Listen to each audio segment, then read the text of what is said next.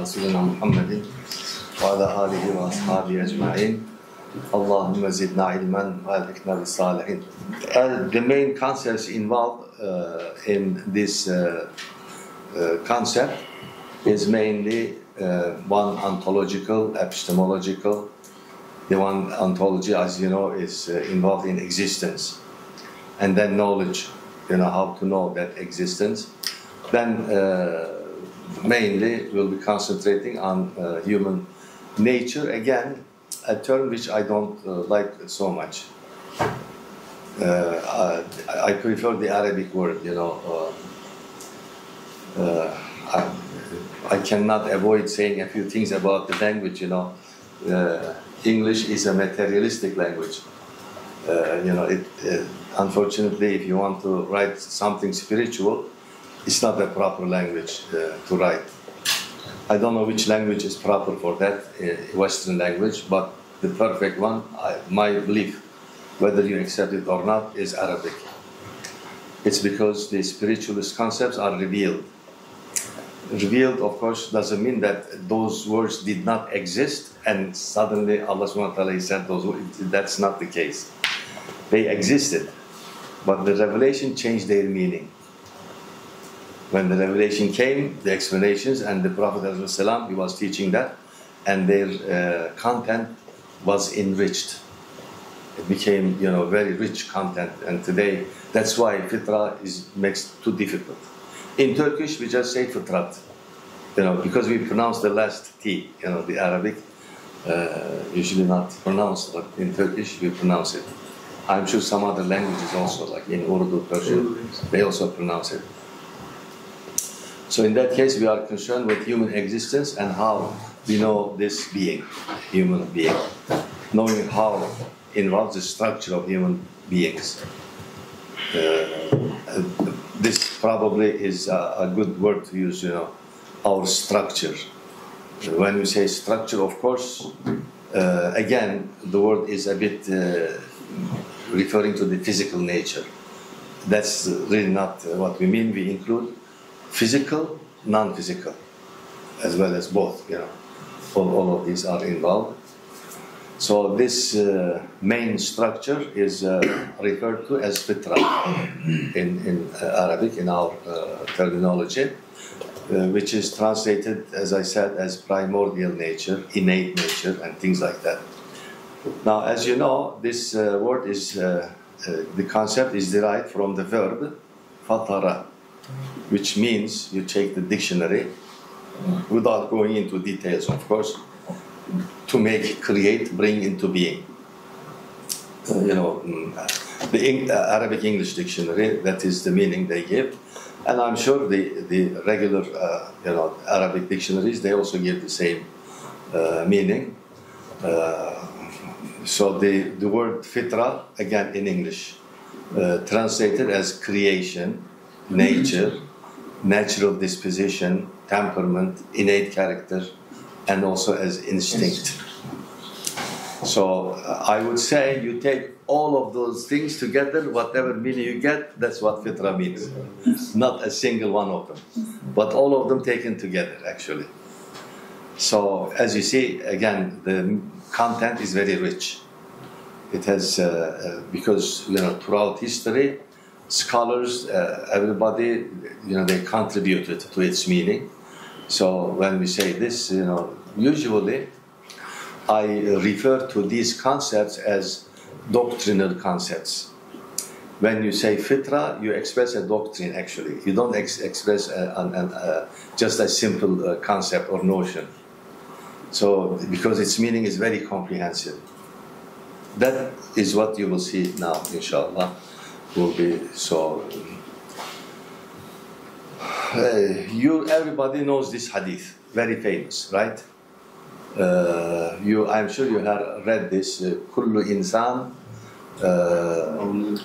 تلده أمه, his mother gives birth according to his, again, fitra. This probably I copied this translation from an English hadith book. They just, because they write for general, if they write the disposition, innate disposition, people will not understand. So they just do it like that. So it is subsequently his parents who make him a Jew, a Christian, or a Magian. Had his parents been Muslim, he would have also remained a Muslim. Every person to whom his mother gives birth has two aspects of his life. When his mother gives birth, Satan strikes him, but it was not the case with Maryam, and her son Isa alayhi salam. This, you read sometimes hadiths like this, you don't understand. Some other hadiths, when you bring into this, makes it easy to understand. The rest part of it, we are not concerned, so I'm not going into that. There are some hadiths explaining that, concerning with the Satan. So in this sense, Ustaz Masnawi gives this explanation, and then we'll continue reading the rest of it. That he will go into details of this concept, the doctrinal concept, as I said, fitra. The point of connection and the intersection of the realm of the unseen, the ghaib. Probably, instead of saying that, maybe we read like this, is because everybody knows the concept of ghaib, right, in the Quran. The Quran epistemologically divides all the realms of existence into two, referring to them as ghaib and shahada. But this distinction is epistemological, not ontological. You have to be careful. Because there are other verses referring to the ontology. As a result, the division becomes more. But why, when we say epistemological, what do we mean? We mean whether we know it or not. So knowledge is involved. Ghaib, we cannot know, it is impossible. That is what the Quran says. We know the shahada. And that is what the Quran says. Only Allah subhanahu wa ta'ala, He knows the ghaib. And this is emphasized quite a lot. So as a result, we say the point of connection and the intersection of the ghaib and the shahada, intersection of the ghaib and shahada. Where is this coming from? This will come from verses in the Quran. If whenever some scholars they say like that, of course it is always referenced in the Quran, but they won't say it here. You have to know it, because in many verses there is another concept that is used, wama baynahuma. So baynahuma, in between ghaib and shahada, referring. So that is why intersection. So that means as if our mind captures the meaning if we put it into more physical reality. Otherwise, it's not physical really, because the Quran, when you read this, it's like as if ghaib is here, shahada is here, intersection is in between. When you move from one to the other, they will meet in the middle point. Now we understand, but in the reality, it's not like that. In the reality, they are intertwined. Namely, ghaib is within the shahada. It has permeated throughout the whole. There is no such distance between the two. But even if when you think like that, there is still an intersection where they meet together. Usually, I give this example to clarify how they are connected with each other. Right now, we are all in the shahada, right? We know that. But we are in the ghaib also, because ghaib is here. It's not in a different place. How do we know that? Well, we know because there are many angels with us right now, and we know this from the hadith again, right? But the angels are ghaib. They don't belong to the shahada, but they are within the shahada also. So because that is the intersection point. And also Allah subhanahu wa ta'ala, His tajalli is continuing, it is continuous. But Allah subhanahu wa ta'ala, that is also ghaib. But He is here with us, although He is in the ghaib, but then that is the meeting point. We have to express like that, the physical terminology. There is no meeting point actually. But there is no other way we can explain, unfortunately.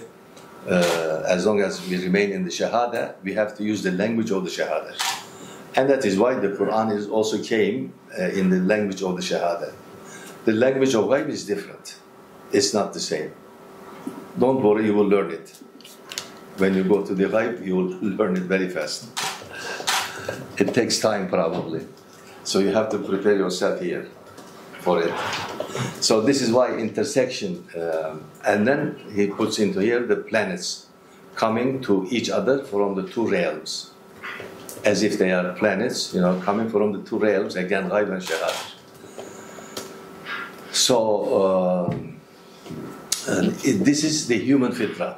So this meeting point of all these realms, as if, you know, came and stopped at our nature, our fitra, in other words, our fitra. But here we have to discuss. Ustaz seems to equate fitra with wijdan, conscience. In the Arabic, he is using that word. Okay, wijdan. So yes, fitra and wijdan are a window to the mind. They emit the light of Tawheed. So why is Hadith is saying like that? Because we have to be created in this fitra so that we will have a window, but that window is for our mind to look at the ghaib, yeah, and to realize it. If we were not created in this fitra, we would not be able, when the Quran says, you know, Allah subhanahu wa ta'ala is one, eternal, creating, constantly, kullu shay'in halikun. These verses we would not be able to understand if we were not created in this nature. So, take a rabbit and you read many verses to him, will not understand, because the rabbit is not created in that nature. Then, sorry. So here the wijdan is part of the fitra, or because I was confused when I read this. Fitra called conscience. yeah. But it's also fitra and conscience. Yeah. Are a window. Yeah. So yes. how you should understand? So that means, you know, I think wijdan is part of the fitra. Mm-hmm. Mm-hmm. It seems as though it complements it. You know, it complements it. We can give, you know, examples. Someone whose wijdan is at the, you know, very high level, when they feel, you know, something concerning the ghaib, they are more inclined to accept it. It's something like this. I'll give another example. Makes it easy for us to understand. You can see 3-4 people walking on the roadside, and they're going, and then suddenly they see someone in pain fell on the ground. Among those 3 persons, you see someone will immediately rush. What happened? Try to help, you know, feels very bad. Another one just looks at, you know, feels very sorry, but just doesn't move anything. The other one just, okay, walks away. So this is, you know, it can be explained on the basis of that wijdan. The one that has very high conscience immediately rushes, you know, to help. And most humans are like that, you know. Our wijdan is really works for it, but it's not the same in every human being. You know, so this is, I don't know if this is a good example or not. So wijdan in that case becomes as if like a light for the fitra to show that he should do something about this. Because he's a human being in distress, then you need to help. This is what I understand. Hocam, is it linked to any type of akal? Any? Akal. Oh, of course. You see, akal is the one that gives the judgment in this case. Suppose we don't have akal. Now let's give this example. The 3 people who are going like that. One constantly, the one has high wijdan, constantly will feel very sorry. He might start crying and things, but no judgment because akal is not there. They cannot judge that, oh, I should help, run like that. So akal is the judge all the time. Yeah. So that is why he said they become like a window for the akal mind. For the mind, I am sure he is using the word akıl in Arabic, not dhihin. Because you see, unfortunately, in English, again, this terminology, after Descartes, the rise of modernity, they destroyed their language, you know. Because Descartes started using the word mind, referring to akıl, instead of intellect. Before they used the Latin word intellect for akıl, that's very clear. We know what they mean. But after that, when they started using mind, you don't know whether they mean akıl or zihin. Because in Arabic, these are different. They are not the same thing. So then, hocam, akıl, vicdan, or like maybe heart, all these other faculties. Yeah, they are all faculties. Are the part of the fitra then? Yes. So exactly. then, like fitra is like ground. Yeah. And all the faculties are put their place Right. on. Yeah. It's like as if it is the structure that contains all of these things. Because now he will continue, more explaining this. The human sound primordial fitra, within which every human being is created, is one of the strongest proof of Tawheed, Ustaz is saying. It is given as a proof for the Tawheed. Then, actually, this nukta, Risala, is about the proofs of Tawheed. And then he says there are primarily 4 proofs that he's going to mention. The first proof is Muhammad alayhi salam. He's the proof of Tawheed. As a human being, he is the only proof. As a human being, you see? But we are all, again, proof, but as our fitra. Referring to our fitra. But he, of course, with his fitra, but as a human being, his life, the evidence that he, revelation, everything he gets. Since this proof of ours is revealed in the Shu'a'at, he says, I'm not going to talk. Anyway, we are not really going to discuss this. He gives 4. The first one, our Prophet ﷺ, and the second one, that he always uses the term, the book of the universe. The book of the universe as a kitab, which means if it's kitab, that means when you look, you're supposed to read it. As you know, in a book, when we read the book, there are letters, words, and so on. All of them are actually signs, right? The letter A is the sound for A, right? It is the symbol, the sign of that. So the universe is like that, Everything is a sign that they don't show themselves, they show their creator as a sign. And the third one, Kitab al-Mu'jiz al-Bayan, that is the Quran. Kalam Aqdas, that's the Arabic terminology that he is using. So the fourth one is fitra. And that's our topic. Hocam, this is Nursi's categorization or general categorization? No, his categorization. In nukta. Mesnevi Nuriye'de nokta Risale. But why in the new Risale, the category of Vijan, the drop down, he say only 2. Marif of the Allah is 2. Why is it dropped to Vijan? This is for Tawheed, not for God's existence. Tawheed? Yes. Yeah, he says, for the Tawheed. So is there different types of fitra? Yeah. Fitra also is a proof for Tawheed. Wow. But how? Now he's going to explain that.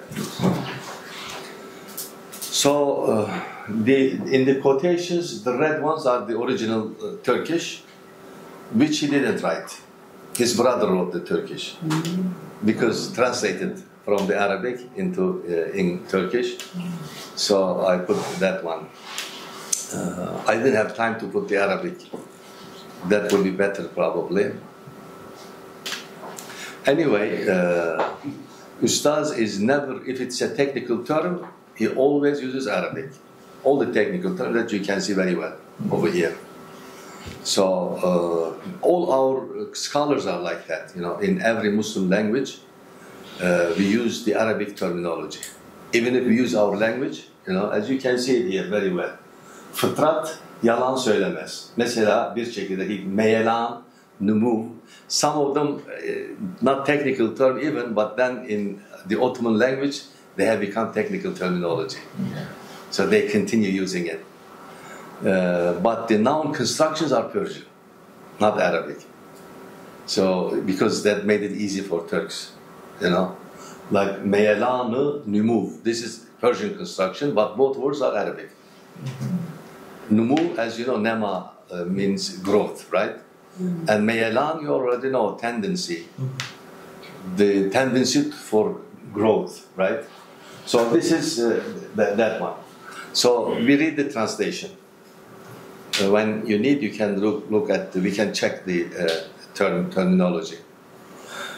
So fourth demonstration, the three we already mentioned, demonstration of Tawheed concerned with Fitra, and this is what we will be discussing.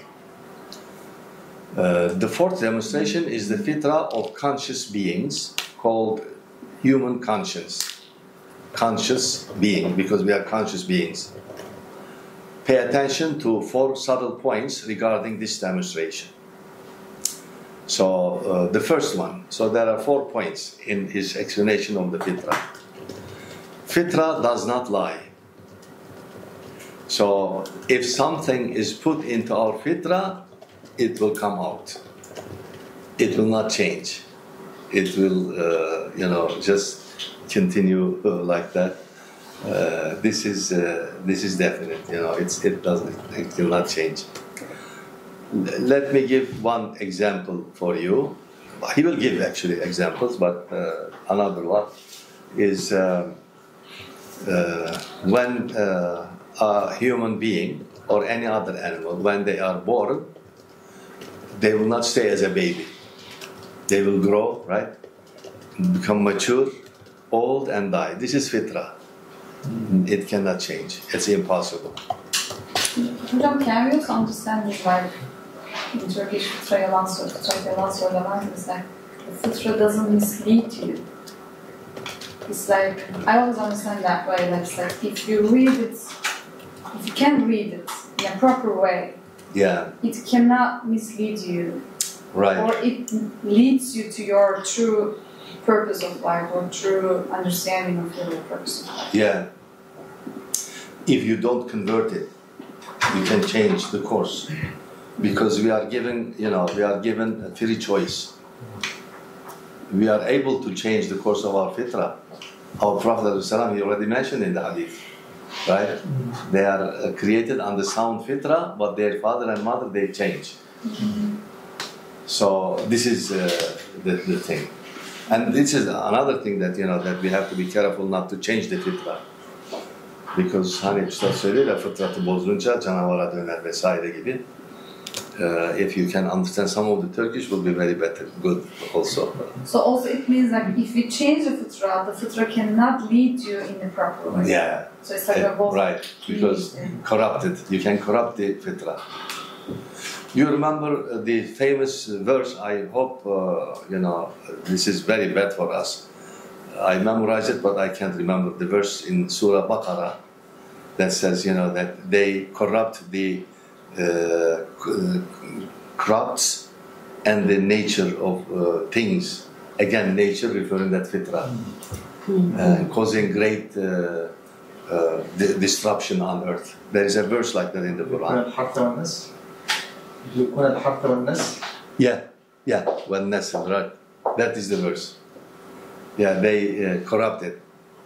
So that is referring to that. Very good. So, Ustaz gives examples here. Is it applicable everywhere to change the fitra, or it is conditional? Yes, you are right. Another thing, like for example, in our fitra, we cannot learn. Üflemesini azaltırsan, Evet hocam öyle. We cannot learn something at a very high level. We have to start gradual learning, right? You cannot start teaching astrophysics to a third-year grade school kid. impossible. This is so the fitra is going step by step. This is the way we are created. So would you say the corrupted fitra can lie then? And it's only the good fitra that doesn't lie? Right. It will not lie. It will always come out true. Unless you corrupt it, of course. You can change the fitra. So, Ustaz gives examples here, from the physical environment, because they don't have free choice like us. They will do whatever is given to their fitra, nothing different. So these things, unfortunately, in English, they call them laws of nature. Laws of nature is actually the fitra. That fitra that is put into things by Allah subhanahu wa ta'ala. However, there is something, when we say this, our mind understands that as if, since the fitra is in that, it will work by itself. That's not the case. Because it is, again, Allah subhanahu wa ta'ala that makes that fitra to work. It will not work by itself. This is impossible. But it is made in such a way that we are able to derive some rules and regulations so we can regulate our life also.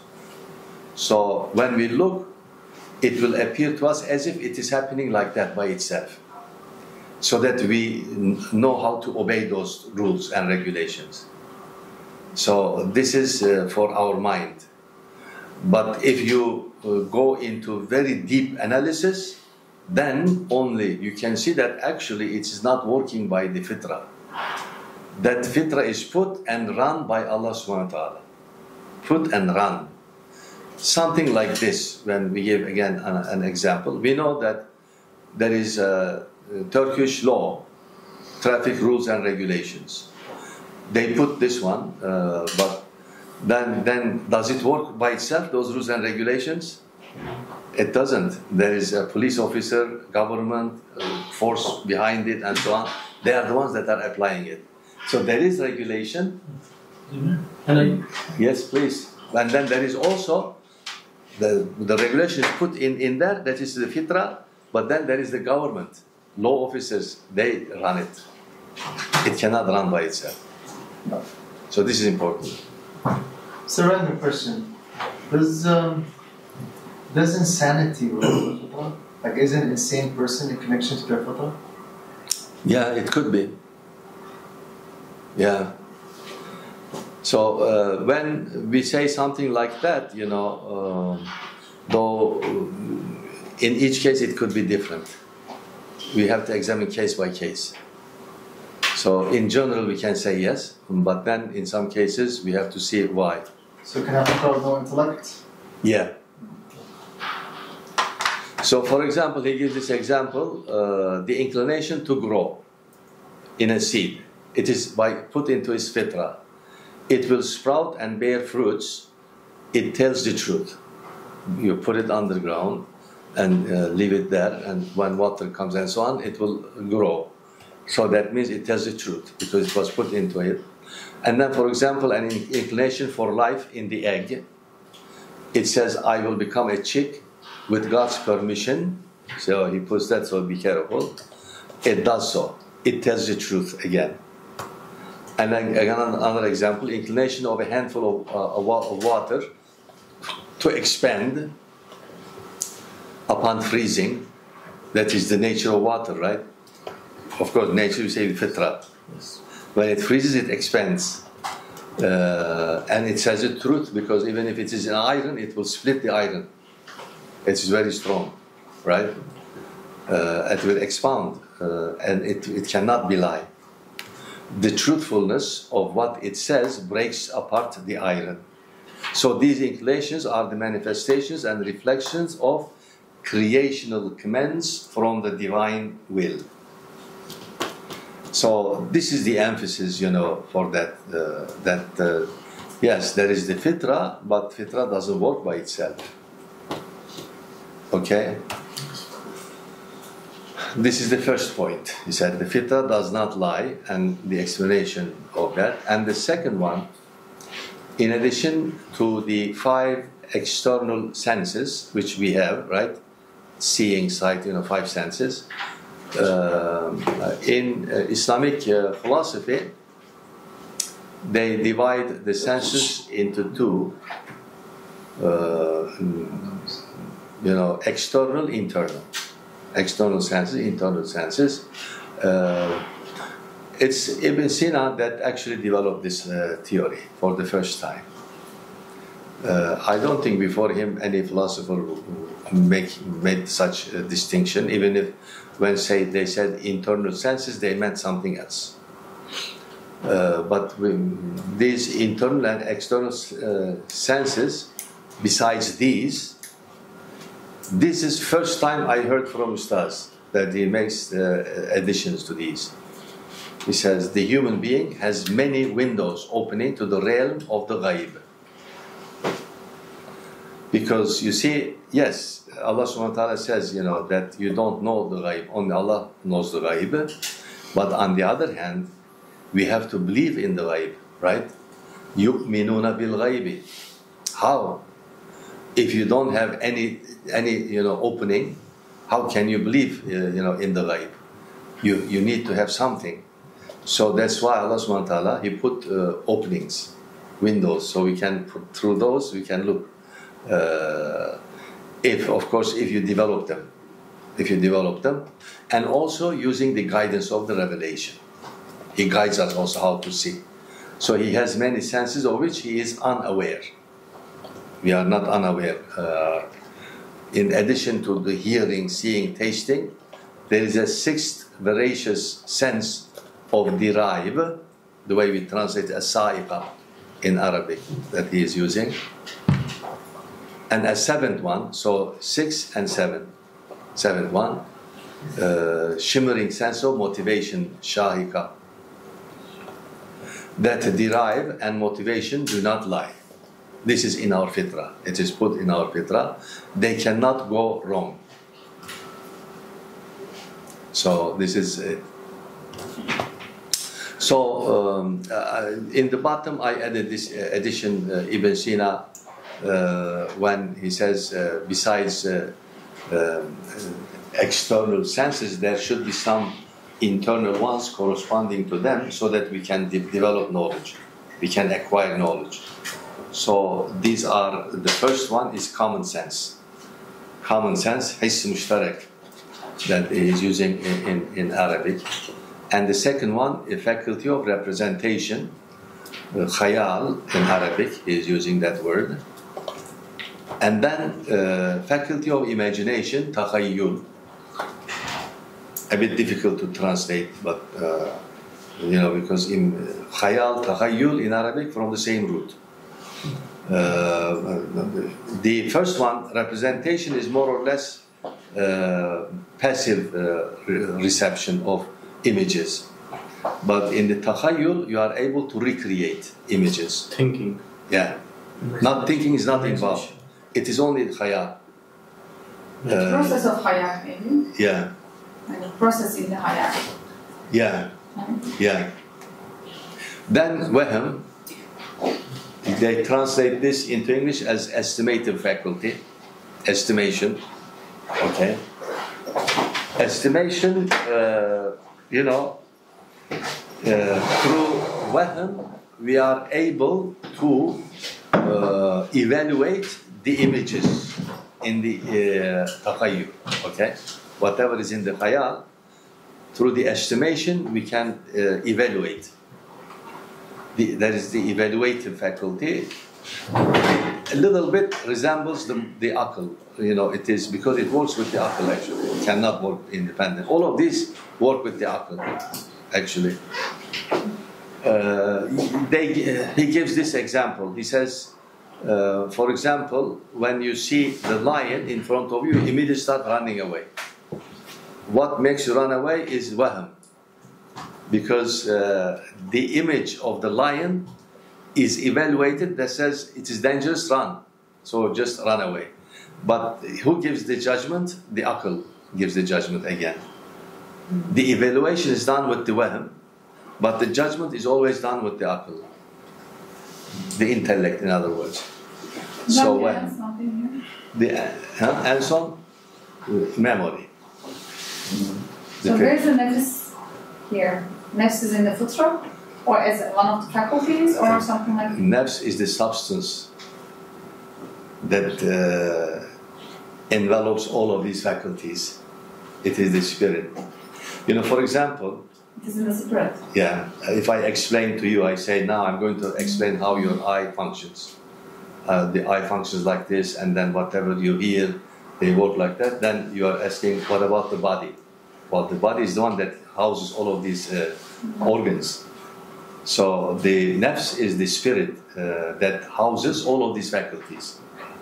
They are the faculty of the spirit, our soul. Then what about the ruh, which is against the nefs, or nefs which is against the ruh? Those are all the same substance. They are not different. When they function like that, we call it nafs. You know, in the judgment, we call it aql. When it functions in the imagination, you call it imagination. They are all nafs, the spirit, in other words. Can we call it that nafs is the beauty of ruh? The nafs, Is the beauty of ruh? beauty. So, So, We can do that, because it's like an aspect of ruh. You know, they are not separate. In other words, all of these things are done with. That is what we are. You know, what you are is your ruh, not your body. Your body will disappear, but your ruh will not disappear. The body is given for you just to carry the activities in this shahada. In the akhirah, you don't need the body anymore. Unless Allah gives us another body, which we understand from the Quran, Yes. right? A different body. The ruh cannot exist without a body. It's impossible. So when it is taken out from this physical body, another body will be given to it. There are some explanations for that, but we are not concerned. So just kind of, if I'm getting it right, so there are external senses, like the seeing, hearing, all that. Internal senses are the things that have been mentioned here. Is this distinction, does it apply for animals too, or is this specific to human beings? It applies to animals also, but in a different way, of course, because they don't have the faculties that we have. We have similar faculties, you know, perception and so on, but for example, we have smell. A dog has smell also, but his smell is different. You know, they can smell from 1 kilometer away, but we cannot do that. And they can smell right now many other smells that we cannot smell it. There are so many smells here. We are not created like dogs. So it is the same perception, but the extension of it, the intensity and so on, all different. And for example, we have seeing. An eagle has a seeing also, but an eagle can see, a needle from 1 kilometer away. But it's impossible for us. We cannot see. So therefore, yes, they have the same faculties and so on, but in a different way. And of course, some of the faculties that we have, no animal has. Like the aql, they don't have. The spiritual character, our nafs, the fitra that we have, they don't have. They don't have that spirituality. There's like an eagle common sense, an eagle representation, eagle hayat. Yes, Okay. they do. Sure. Right. They do, but all in a different way. You know? Eagle's processing of hayat. You know, sometimes in biology they give, they say, some animals, for example, they see everything black and white. yes. Some animals don't see at all. They just see the heat. They see, and from that heat, like the snakes probably, I don't know. yeah. They don't perceive, they perceive it through their tongue, right? They constantly bring out their tongues to see what's going on around. Sensation through sensation. Right. So they have things like that, similar. And of course, there are some animals when you go, they are very different. Allah subhanahu wa ta'ala, that shows His immense knowledge, right? Only in this world of ours, right? more than 300,000 species only in this planet. Small planet, you know.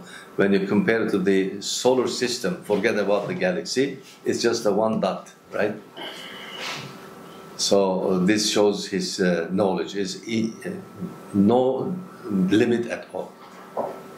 Because has no limit, the creation has no limit either. It will not have a limit at all. Fitra is only one manifestation of that. So it's not everything. But can you see, even for that, how much time you have to spend to understand, right? So the second is this thing. All these things, they will work. They will not go wrong to show their actual purpose, that is the Tawheed, leading us to the Tawheed.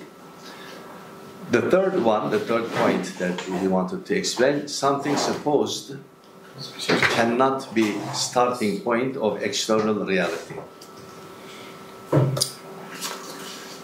Cannot be the starting point of external reality, that is, al-kharij, right?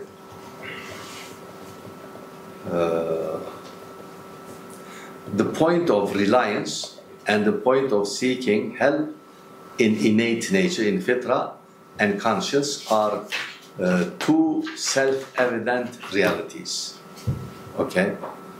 Without those 2 points, the human spirit, again, ruh, which is the purest and most honored thing in creation, would become a most lowly and terrible creature. However, the wisdom, order, and perfection of the cosmos reject this possibility. So we are saying, this we can give, very detailed analysis for this point, especially, referring to the creation of our reality, that is the spirit.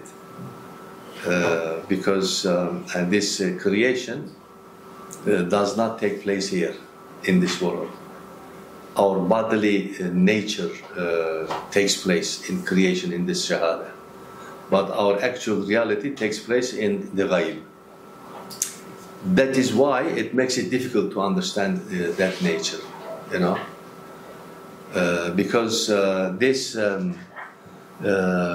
all creations, they proceed from the knowledge of Allah subhanahu wa ta'ala, all the creation, and therefore His knowledge is not like our knowledge. It has wisdom and power, the qudra and will and irada, all of these things. Of course, when we refer to these, we say Asma'ul Husna, right? His name, Hakim, Murid, Khaliq, and so on, many of those things. But Alim, the Ilm, is like a source of all of these things. So it is as if everything is coming out from His knowledge. But when He creates, can you imagine Allah subhanahu wa ta'ala? He is infinitely far from everything. Everything that He has created. But when, again, we have to give human examples. Otherwise, it's not possible to explain. When He creates, He has to come to the level of the creation so that the thing comes into existence.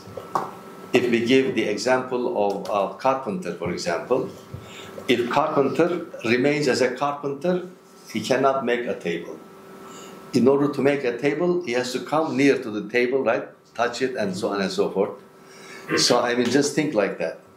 So therefore, our scholars in the past, they explained that every creation involves a tanazzul, a descending, tanazzul, and the complete of these creations are tanazzulat ilahiyya, the divine descent.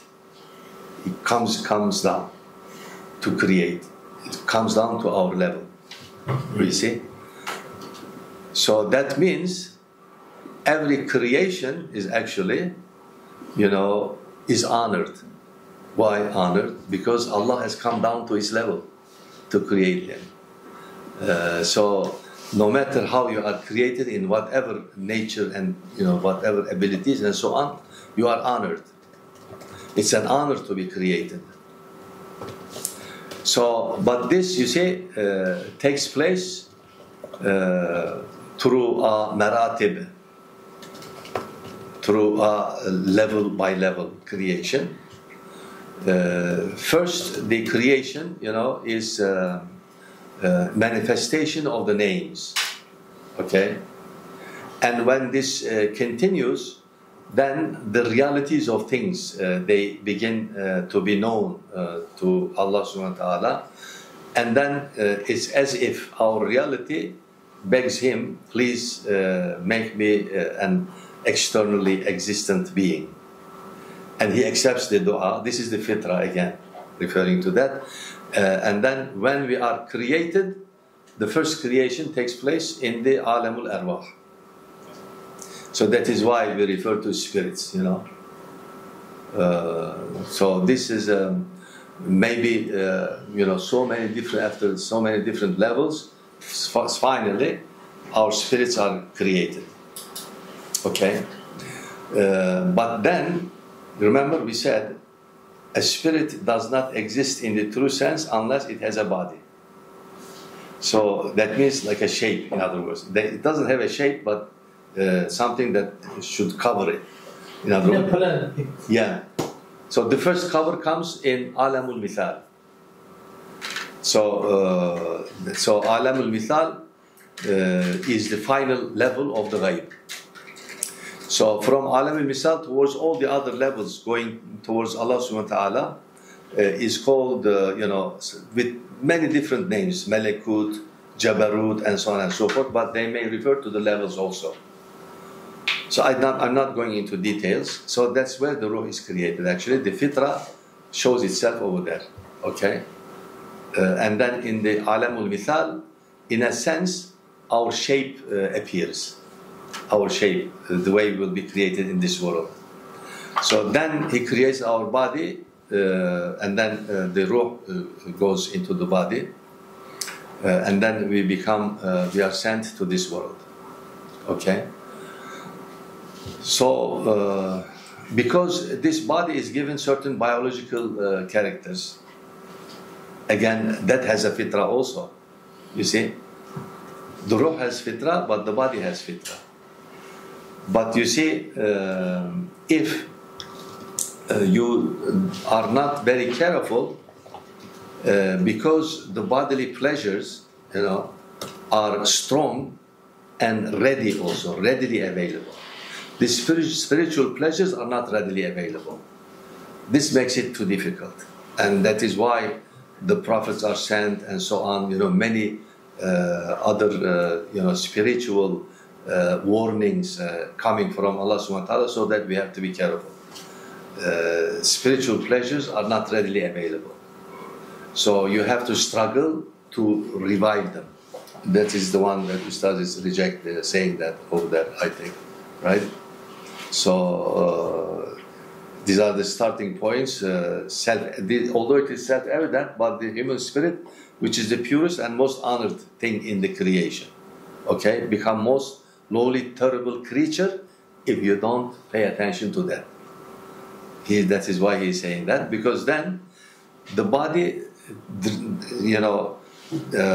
it's as if it starts driving your spirit, your soul, towards itself. And then if you continue, the body becomes stronger and stronger, and then starts weakening the soul very much.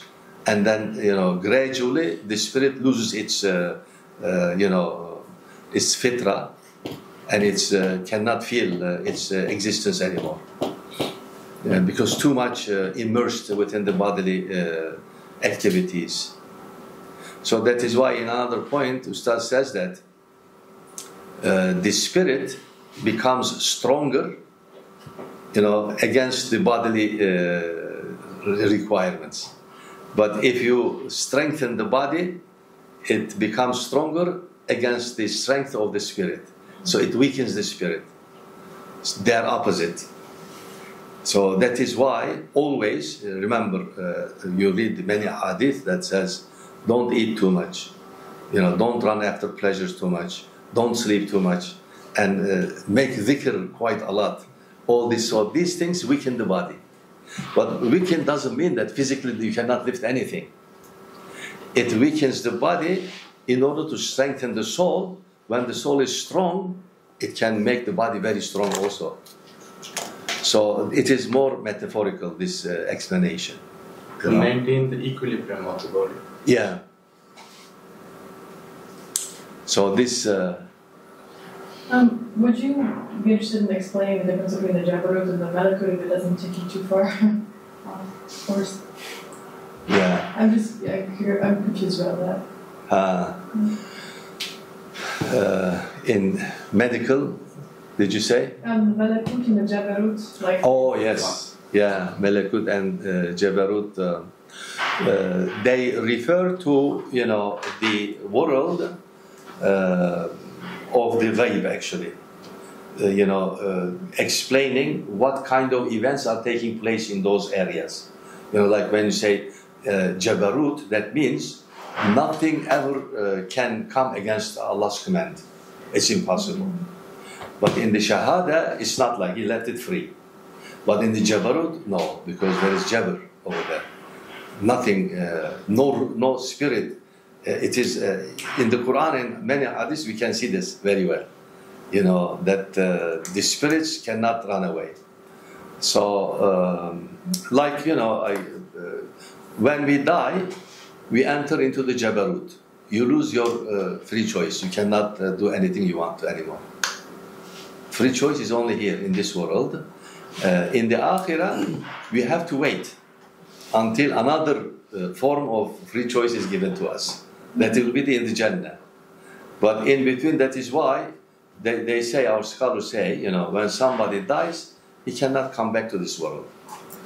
Because no freedom. It means these Alam-e Malakut, Jabarut, these are between the Alam-e Arwah and the Alam-e Madda. Yeah. Right? Yes. Yeah. Yeah. In between those areas. Between these two. Right. Yeah. This is a world where you, I think he said that you will ask, make me a thing. He said the haqiqat al-ashya, get external. Is that the world where that happens? Yes. But that's even at a higher level. Okay. Very high level. Haqaiq al-ashya are referring to the knowledge of Allah subhanahu wa ta'ala. Like our haqaiq are all in His knowledge, in His ilm. And when they are realized, they become externally existent. Haqaiqul ashya, they say they have wujud ilmi, which is impossible to translate into English. You try, tell me how can you translate? Wujud ilmi. No. When I say, for example, wujud dhihni, very easy to translate. Mental existence. How about wujud ilmi? You cannot. There is no translation. You see? Because the word knowledge in English doesn't have, sifat. Because ilmi is, as you know, it is sifat. Sometimes English words don't come to my mouth, so I cannot say it. So, sifat, attribute, right? Sifat. Attribute. We can say episteme. Yeah, right. It is non-existent, in other externally non-existence, but exists in the knowledge of Allah subhanahu wa ta'ala. It's conceptual? Yeah, conceptual existence, something like that. But of course, conceptual referring to the knowledge itself. So when they come out from knowledge, it's not wujud ilmi anymore. It is wujud khariji. Okay, becomes existent in Kharij. But Kharij in the Ghaib is different, not like here. It has no space. So it exists but with no space. But Kharij here has space. spatial, and there are all perfect terminology for this in Arabic, in our philosophy. You know, that one they call a'yan, for example, and this one, you know, nafs al-amr. So the existence here in space and time, nafs al-amr. But that one is a'yan. Isn't that Visible, necessary? Yeah, right.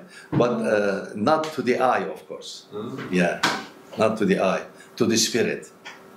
Yeah. So, if a metaphor, let's say a novelist writing, okay, there's a level where the thoughts are in his head, stuff Allah. I feel uncomfortable saying the metaphor. But then he writes the character down, Yeah. and then later on he brings someone to draw it, and then later on, I don't know, they get an actor to act, something like that corresponding to this process? Yeah. Okay. Very good. Right. So the novel. So you said the Malakut, there's still choice? In Malakut, coming until this world, there's no choice. So the Mulk is Yeah, like only in Shahada there is choice. Choice exists Yeah. In the after Shahada, we have choice. not we- the Malakut. We're not in the Malakut, not in Barzakh either. You know, these two realms, the realm of the ghaib, it has no choice. But Allah subhanahu wa ta'ala, He can give you permission, this is different. You know, I give this example. Somebody sees our Prophet ﷺ in his dream. That means he was given permission for the Prophet to show himself in the dream. Otherwise, it's not through his choice to come and show himself. It's not through a choice. It's through permission. It's as if, like, you know, we start class, you come in, you cannot go out. You say, teacher, may I go out? You say, okay, go. Then you have the permission. Otherwise, you don't have. It's something like this, you know. So in the Barzakh, of course, there are things that we may do with permission. Allah subhanahu wa ta'ala's permission. I can give many examples. Many people have this in their dreams, you know, because in our dream, we enter into the ghaib, but not very high. We go all the way until the level of alamul mithal. We are allowed for that. We are given permission. It depends, you know. Sometimes this happens. You pray, you know. Because one time it's happened. I missed my grandmother quite a lot. I prayed, and one day I saw her in my dream. You know, that means my dua was accepted, and Allah gave her permission. Please go and see your grandson. This is my interpretation. I don't know whether it is correct or not. This is the way I interpret. You know, if I tell you the details, it's much better. But anyway, I mean, that's not our thing. So it is like that, through permission, but we lose our free choice until it is returned to us. So that's probably Allahu A'lam, you know. As you know, we cannot talk too much about the ghaib. We don't know. Yeah. We don't know. It is just speculation. We say Wallahu A'lam, right? And then, of course, if there are references in the Ahadith and in the Quran, we can talk without doing much interpretation. The fourth one, and this is, I think, the final one that Ustaz gives, even if the intellect stops working, our aql, okay, and neglects inference, as you know, it is our aql, actually, that infers things. You know, like when we say all humans are mortal, Socrates is a human being. It is the mind. When I say mind, I mean aql, of course. Sometimes the aql may stop. You never know. But the conscience, the wijdan, cannot forget the artful maker. It will never forget Sani Hakim. The translation referring to Allah subhanahu wa ta'ala. Ustaz does not use all the time the word Allah. You know, whatever type of creation involved, he is using that name of Allah subhanahu wa ta'ala. Refer to him. So here, because the creation is involved, that's why he is using Sani'a. It's creator, but artful creator, right? Sani'a, artful creator. And Hakim with a wisdom. The reasons are all known and so on.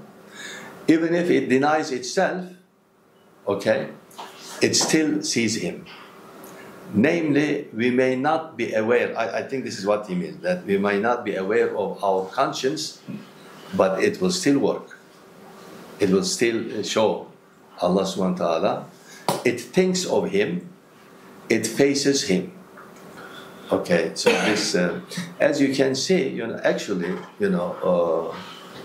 remember we said that it is aql that gives the judgment. But if you try with your aql only, and if you don't have all these faculties put into our fitra, your aql will never be able to believe in Allah subhanahu wa ta'ala. It's impossible. It cannot. So it needs the help of these faculties.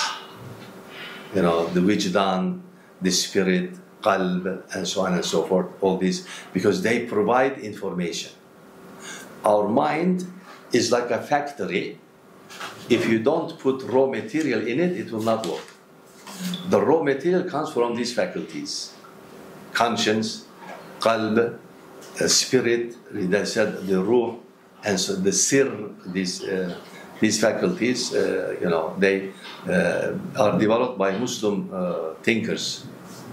But of course, because they didn't develop them out of their head, they utilize the guidance of the Quran. They are used in the Quran itself.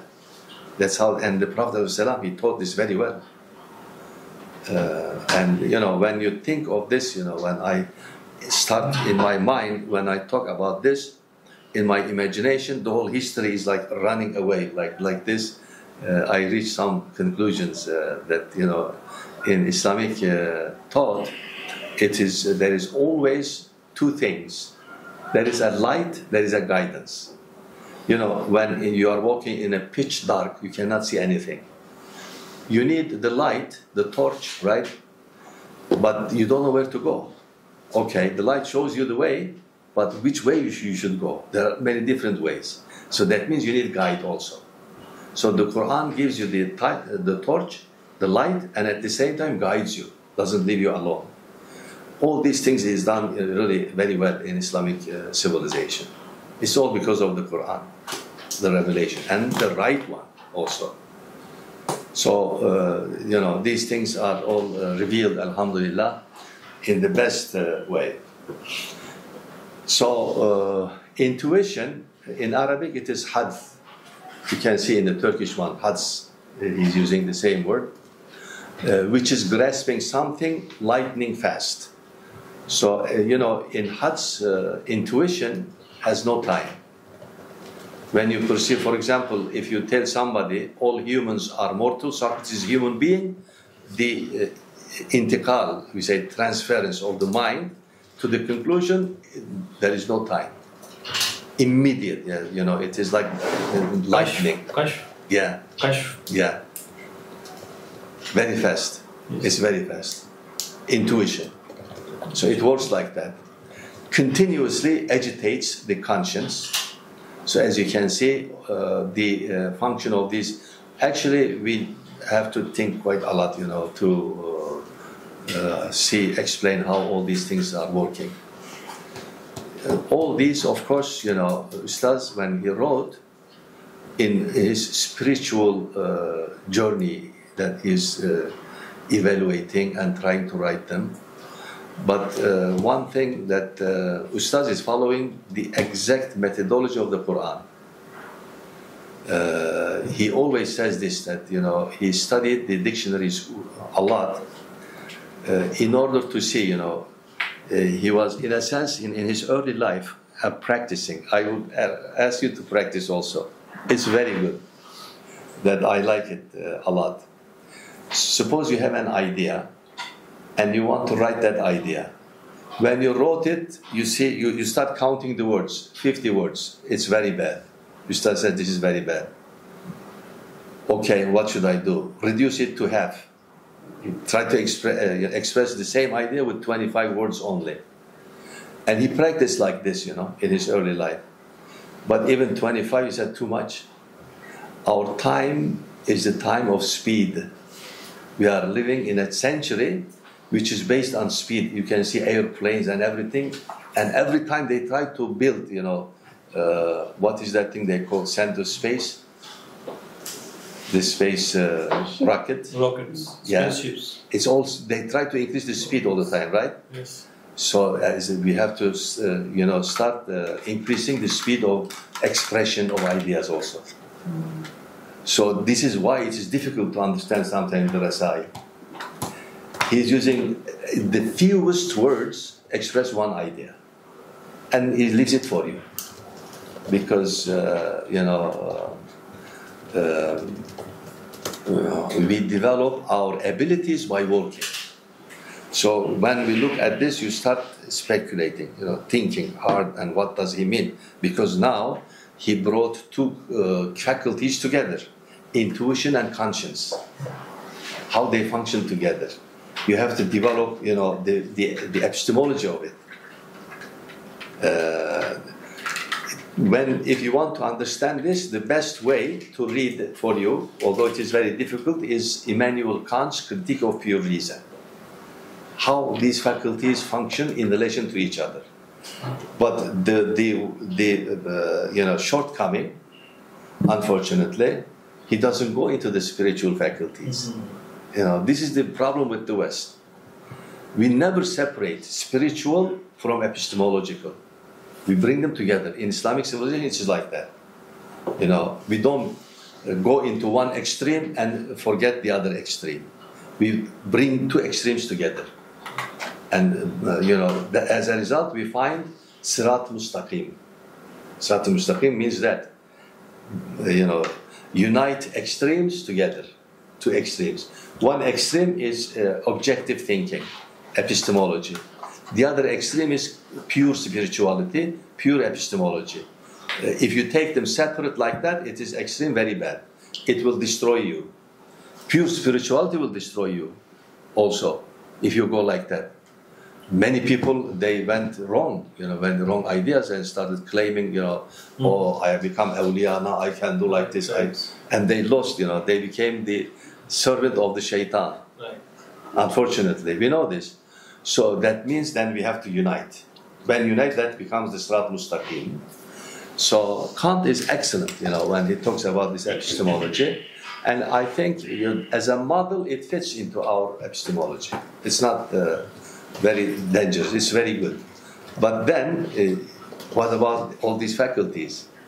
So we have to combine, you know, this probably the one that explains this the best is Ibn Arabi. And Ustaz is very much taking from him also. And Maulana Rumi, you know, these scholars in the past, they developed this very well. So Ustaz is trying to unite them into a way that will be the speediest way to express these ideas. Then it is for you to make sharh, explain and understand and develop further and so on. So this is his methodology. So when intuition constantly agitates the conscience into action, work, because it infers conclusions, and then forces the conscience, your wijdan, you know, to work. Inspiration, then, you know, inspiration, as you know, is ilham, right, in Arabic. So he's using the ilham. It's different than hads. Hads is different. Hads is the speedy way of inference, the speedy inference. Hads, intuition. But ilham, we have nothing to do with ilham. It is something external, it comes. You see? It comes from Allah subhanahu wa ta'ala. Can I ask? Sometimes I think that ilhams, you have a knowledge of something, but you don't know how to express it very well. It's also ilham, different. Yeah, right. But you have to think about it, you know, and so on. Because ilham, you know, nothing comes without work. You stay at home, you say, I wait until Allah sends my rizq. He will not send your rizq. You have to struggle. Because لَقَدْ خَلَقْنَا الْإِنسَانَ فِي كَبَدٍ, right? فِي كَبَدٍ, working. We are created in that you have to struggle. لَيْسَ لِلْإِنسَانِ إِلَّا مَا سَعَى. So if you don't work, he will not give you. So ilham is not like that, you know, that you stay, let me see, he will say no. You have to think. Some people think that you just email somebody send, Yes. you know nothing, you can start to work at that. Yeah. You got struggle, working. Exactly. So ilham is like that. Inspiration in English, good, okay, you know, it's not wrong, which is compounded intuition. So there is intuition in inspiration also. Because when inspiration comes, actually, you immediately infer the conclusion. There is an inference there, continuously illuminates. They are illuminating the wijdan, in other words, desire, which is compounded inclination. I wish you could, if you have time, you know, when you compare this, when I read this, immediately brings to my mind Spinoza's Ethics, his famous work, that he goes into all these concepts, but he makes big mistakes, very big mistakes. He blunders, really. If you don't follow the revelation, you will make mistakes. You know, sometimes I say this, for example, Aristotle is a genius. There is no doubt about this. You know, there are many geniuses like that in human history, like Newton, Ibn Sina. These are geniuses. Although Aristotle is genius, but look, when you start reading his theology, you can see that, you know, so simple, you know, that huge mistakes. That, you know, one thing if I say, he says, God does not know that the universe exists. He doesn't know. What kind of God is he? You see, I mean, the genius, because Akıl cannot know this, you see, this impossible. So there is no, you know, guidance from the revelation. All these faculties, desire, inclination. When you read Spinoza, you will see, you know, very big mistakes. Of course, Ustaz is using, you know, the hadith and so on and so forth, but he doesn't refer directly. If you know the hadith literature, you understand which hadith he used here, and which verse from the Quran he used, you know, all these things. Compounded inclinations, enthusiasm, okay, which is compounded desire. You see the relation between these, again. These are all part of our fitrah, all of these things. An ardent divine love, okay, divine mahabbatullah, mahabbatullah, okay, which is compounded enthusiasm, because what drives us towards Allah subhanahu wa ta'ala is our love towards Him. When you start thinking, you know, and you get those spiritual pleasures, you will see that love intensifies within you. The intensity of love of Allah subhanahu wa ta'ala is very great, you know, it is not like loving anything else. If you spiritually develop it, you can feel this. So, enthusiasm, continuously drive it towards knowledge of the possessor of majesty. Namely, what he means is, the simple word is ma'rifatullah. Okay? So this attraction and this attractivity in the innate, in the fitrah, exists through the attraction of an attractive reality. The reality itself is an, you know, attraction, jaziba, and all these things you can see from Arabic that he is taking. Then consult the conscience, the wijdan. Now he gives a brief explanation what he means by wijdan. It is an internal demonstration, internal burhan demonstration, as you know. So you will see that just as the heart pumps life to different parts of the body, knowledge of the artful maker, the sani'a, which is the essence of life in the heart, that is the wijdan, of course, pumps life to deeds, our actions, amal, and branched out inclinations, because There is not one inclination anymore. It's branched out to many different directions, connected with unlimited human aptitudes. This is another, difference between human beings and animals. The abilities, aptitudes, faculties we are given have no limit, but animals, they have limit. I mean, can you imagine if a lion did not have any limits? I mean, he would destroy everything. That's why we destroy everything. Yeah. Because we are worse than lions and other animals, unfortunately, if we are not tamed, in this way, because there is no limit, So it places delight therein, gives them value, of referring to Wijdan again, and expands and prolongs them. So that means then the Wijdan should always be there. So the point of seeking help, the sole point of reliance in the face of the realms, thousands of calamities and hardships. This is the realms of calamities, hardships that we face, right, in this world, that attack amid the turmoil of life.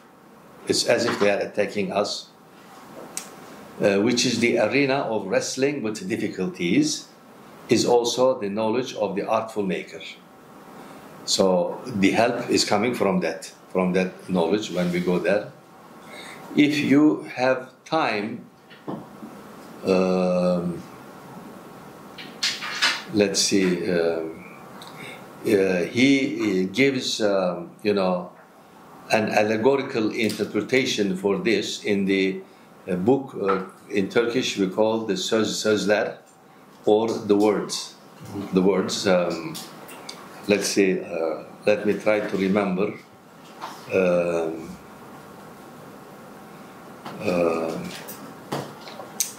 It could be, I think, 30. sözde miydi?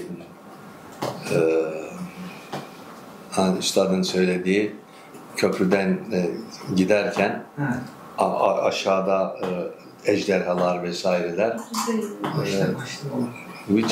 Which word was it? Yeah. I would refer you to read it. 23. söz müydü? El feneri dediği. Evet, el feneri. O 23. Her şey 23. söz 1. mefas. Okay. 23rd. Whenever you give reference to Rasail, don't give page number. Everyone will find it. Or very easy. 23rd word. First station. First station. Very easy, you can find it. An excellent metaphor to explain this over there. So, actually, that's why, in the earlier books, as I said, he tries to express ideas in a very concise manner. Because this is the method of the Quran also. So that is why when you read a verse in the Quran, you get an idea, but you cannot limit the meaning of the verse to that idea only. Because of its richness, it has many ideas in it. Why? The words used in it, are like that. The meaning of the words are multi phases, so many different, referring to many different things. He tried to do that in the early books. The later Rasail, he goes a little bit in detail, so that everyone can benefit. For this, like the Masnavi and Isharatul Ejaz, if you don't have, knowledge of the Arabic sciences, the Islamic sciences, fiqh, kalam, and so on, it will be hard for you. You can understand something general, but not the detailed ones, because he very concise. The sentence that he's explaining. But in the later Rasail, he decided to loosen up that style a little bit so that more people can benefit. Not only scholars, but everyone can benefit from it. That's why he starts telling stories like that, in that one, and then tries to explain with the metaphors. So this is it here. Yes.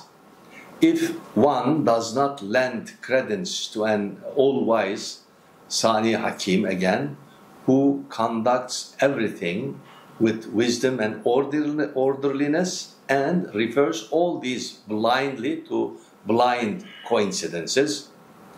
Whenever Ustaz refers to coincidence, he always uses the term blind. Because, when something is blind, obviously they cannot see anything, right? So coincidence is like that. He's blind, cannot do anything. Which means he is denying that there is no coincidence, right? In the true sense. And then that if one also takes into consideration the insufficiency of his own power in the face of those troubles, then if you don't do, if you just rely on your own power, you cannot do anything. Which means you need the help of Allah subhanahu wa ta'ala, right? Then, like it or not, he falls into a hellish and gut-wrenching state composed of a mixture of estrangement, dread, anxiety, and fear. So, because he didn't pay attention to these things, and he falls into this distressful position. Anxiety, fear, doesn't know what to do. This requires the human spirit, which is the most honored and the best thing in all creation, to become the most miserable of all. And that contradicts the perfect order of the perfectly ordered cosmos.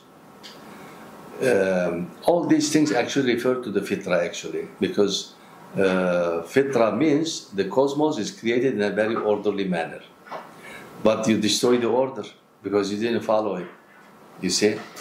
Since a characteristic feature of the reality of things in themselves is such a degree of rule established with these points of seeking help and reliance, the majestic, artful maker continuously manifests his knowledge to the human heart from these 2 points as 2 windows, fitra and wijdan, within this conscience of each person. Even if the intellect closes its eye, the conscience's eye always remains open. Just to throw a concept that's going on right now in psychology and social psychology and so on, which is what they call intuitive theism. What's happening is, based on a lot of studies they're doing, number one, children seem to be believing in God based on the experiments that they do. But one of the interesting experiments that stood up to me, because people usually say, socialization, the effect of parents and so on, is one that I think they did in Finland. They picked a historically atheist society. It's been around for a while. And it's interesting what they did, because it's tied to all of this. They brought 2 groups. Group number 1, they put them under a distraction situation. So they can't focus on their intellect and answer a specific test that measures if they project divinity to the world. And then the second group, they were allowed to use their mind. The more the distraction was on the groups, the more likely, they will show belief in God. And this was in a historically atheist society, in a specific study. So increasingly now, we're seeing even scholarly consensus amongst the non-Muslims that there is something where it's like the human being, they explain it in their materialistic way. They try to make it evolutionary or monkey ancestors, it's something, I don't know, whatever, they're crazy things. But it really speaks to this point, which is there is something there. And now even material methods seems to be leading to this conclusion. Actually, that is the fitra. That shows, because again, that Ustaz says, this fitra is very pure, especially in children. But another thing is that, especially in women also, it's purer. And therefore it's easy for them, to be led to this hidayah, guidance. So, if it is not destroyed, of course.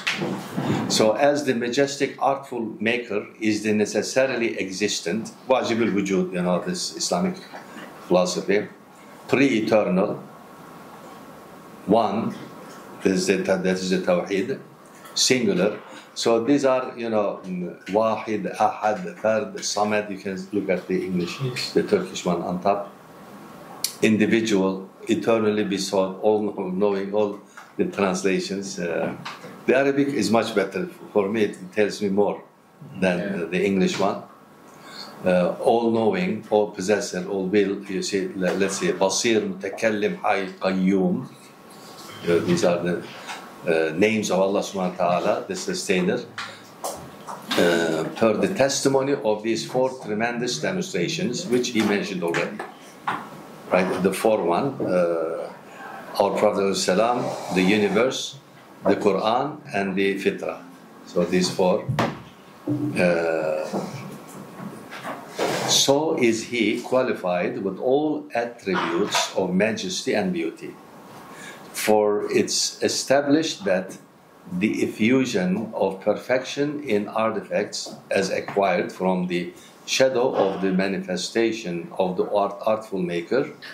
In that case, however, much excellence, beauty, and perfection exist in the cosmos. The majestic artful is qualified with attributes of beauty and perfection at an unlimitedly higher degree than all that put together. For just as bestowal is the proof and evidence of wealth, namely when he gives something, that means there is wealth that he gives.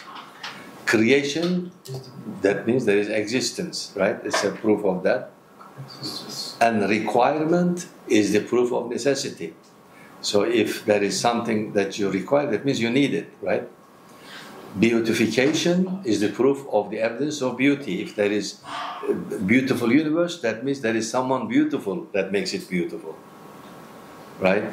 Illumination is the proof of light, right? Proof of light and evidence of light.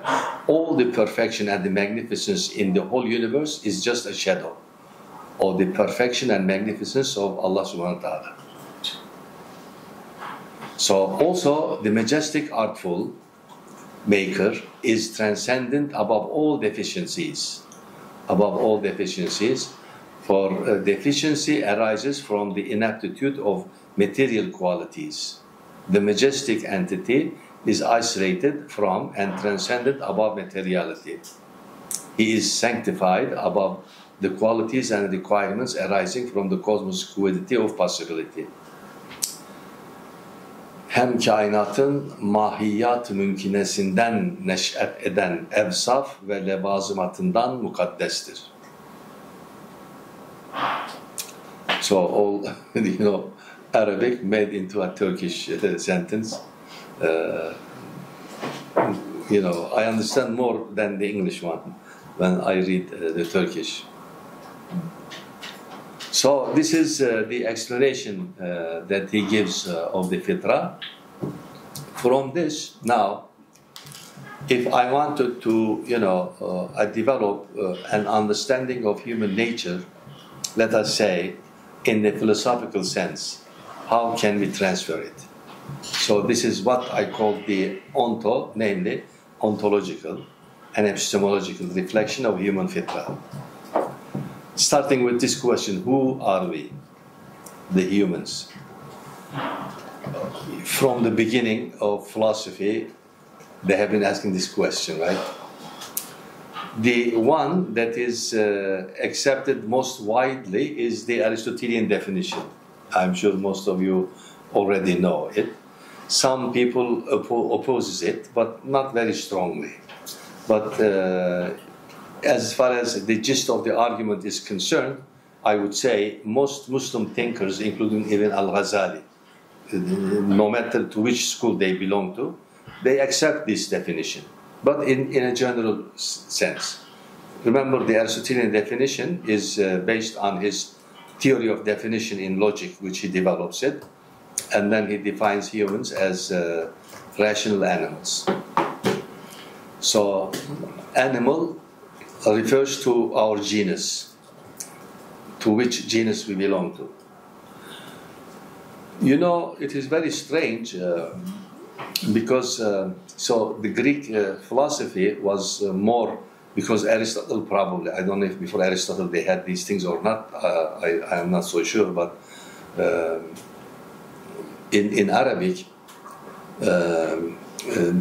we had only the word nawa, namely species. We didn't have the word for genus. So the Arabic word for genus is borrowed from the Greek. So genus turned into Arabic, as you know, it perfectly fits because janasa, right? Genus, right? So it's sulasi verb. It made it a sulasi verb in Arabic. And then the infinitive form, jins, is derived from that. So, but before that, they didn't have this. So it's from Greek translations. So as a result, because we need this for classification. When you begin to classify things, you have to classify it according to the genera and species, right? So in order to tell, we belong to the species of humans, right? But which is our genus? Our genus is animal. This is correct. Nobody denies all of these things. But it's not sufficient, of course. Because sometimes even Aristotle himself, when he came to politics, he said humans are political animals. You see? So that means the rational animal definition is really not sufficient, but it perfectly satisfies his theory of definition in logic. Because, you know, in logic, as you know, when you define something, you choose the genus, then find its difference. Differentia, in other words, the difference which differentiates that thing from the rest of the animals. And obviously that is rationality. So this is correct, logically correct. But to pay attention to all aspects of humans that we manifest in life, it's not sufficient. So they begin to add, you know, emotion, emotional beings, emotional animals, political animals. They start adding many other things. So as a result, if we want to, make this definition into a comprehensive understanding, how can we do that? I do like this, you know. Our epistemology, in Islamic epistemology, in other words, when we talk about something that is in the shahada, in the physical universe, we can rationally try to understand and develop ideas because it is here with us. But if that subject falls within the ghaib area, but then it depends, you know. Remember, ghaib is very large. There is part of ghaib which is very close to shahada. What are we to do? There is another ghaib a little bit farther, and the farthest we cannot know at all. So this is the way I explain. I hope it is clear. So when the subject of study falls in an area which is a little bit far from the shahada, we need guidance. Once it goes there, you cannot use pure reason anymore. You have to refer to the Quran, the Revelation, and the Ahadith. So if you go further and further, use of reason will be less, use of revelation will increase. Until at the end, no reason at all, only revelation. That is the absolute ghaib. So that is why our Prophet ﷺ, for example, he prohibited Muslims to speculate on certain subjects. Like qadar, he said, don't talk about qadar. You cannot know. Just know this much, that our qadar is determined. But we are responsible. Once you know this, then don't start going into detail and so on and so forth, because many nations before you went into details and they lost the track and they were destroyed. And another thing very clear, he says, لا تفكروا في ذات الله. You are not supposed to speculate or make tafakkur in Allah as He is in Himself. This word that, again, is impossible to translate into English as a technical term. You cannot. In philosophy, they translate it as essence, God's essence. But then when they continue, they say God has no essence. He is pure existence. This is contradiction. You know, how you translate as essence and then you say He has no essence. This is contradiction, you know. So my translation is like this. God as He is in Himself. That's what that means in Arabic. Because, you know, as you know, the literal meaning of that, our Ustaz is here, he can tell us, you know, it refers to the personality, right? The person of God. If you say like that, you get confused, you know, He's not a human being. How can you say person? But of course, it is technical term. That's why the meaning of it is so much. It is so much made.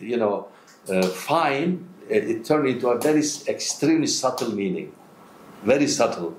So that is why when we say that, we refer to as he is in himself. And this is impossible. We can never know him. Of course, what Ibn Arabi says. The word Allah does not refer to Allah as he is in himself. Because this is a name. If something has a name, that means it is limited.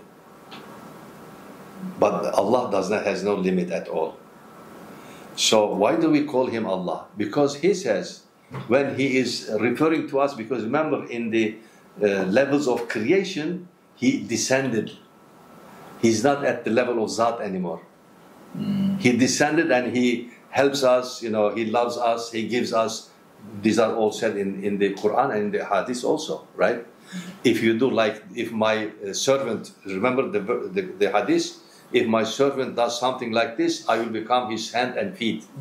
This Hadith Qudsi, right? Yeah. So all these things. So this is Allah, okay? So we can make tafakkur, meditation on his creation. That's what the Hadith says. So that is why in our terminology, our epistemology, when we go into the ghaib area, we must refer to the Quran and the Hadith, the revelation, revealed sources. But as I said, as you continue further and further, then you come to an area that you cannot use reason anymore. You can use your spirituality, spiritual experience. You see, we can that much we can continue, but after some time, we cannot walk at all. We just stop. Whatever the Quran says, then we accept it without any interpretation. That is why you remember the verse in Ali Imran, right? At the beginning, I think in the 6th or 7th verses, that says, there are mutashabihat and muhkamat. Right? Those who have good, sound reasoning, they follow the muhkamat. Those who have zayl, sickness in their heart, they try to follow the mutashabihat. But those who are established in knowledge, you remember the verse? That says, those who are established in knowledge, they say, Amanna, kullu min indi Rabbina. These are all in Allah's knowledge. So we just believe we just have belief in this and we don't start reasoning. So now we apply this to human nature. Our body is in the physical universe. So we can examine it, we can think about it, we can say ideas. Anything you can say, fine, no problem. If you make a mistake, someone else will correct it. If you make a mistake, Allah will not punish you, but He will give you a reward for it. But you made a mistake, it's because we are human beings. We can make mistakes always. Remember, this we know from ijtihad, right? From ijtihad, if you make a mistake, you get one reward. But if you make correction, you get 2 rewards. So this is like ijtihad, But now we go away when we question who are we are not questioning the body anymore. That means we have a first step into the ghaib area. We need a guidance. We can still use reason because we are not in complete ghaib, because we are with ourselves. I can tell my experiences, what I feel, how my mind works. I can think about these things. So it is ghaib, but not complete ghaib yet. It is still close to the shahada area. So that means I can use some guidance from the revelation if it says something about this. So what would be the basis of human existence in life? Obviously, it will be animality because that's what all scholars are saying. So therefore, then in that case, that will refer to this human nature, that is the animal. So when we analyze, we can see that this aspect of our nature refers to what the Quran says, the haywaniya nature. Now we will evaluate each one by one. So I can reason about the Haywaniyah, but then if there is something in the revelation concerning this, I can utilize them. That is the guidance. Okay? But as you continue, obviously, you will go to the higher and higher realities of yourself, which fall always, quite far from the Shahada. So that means you can still use reason, but less.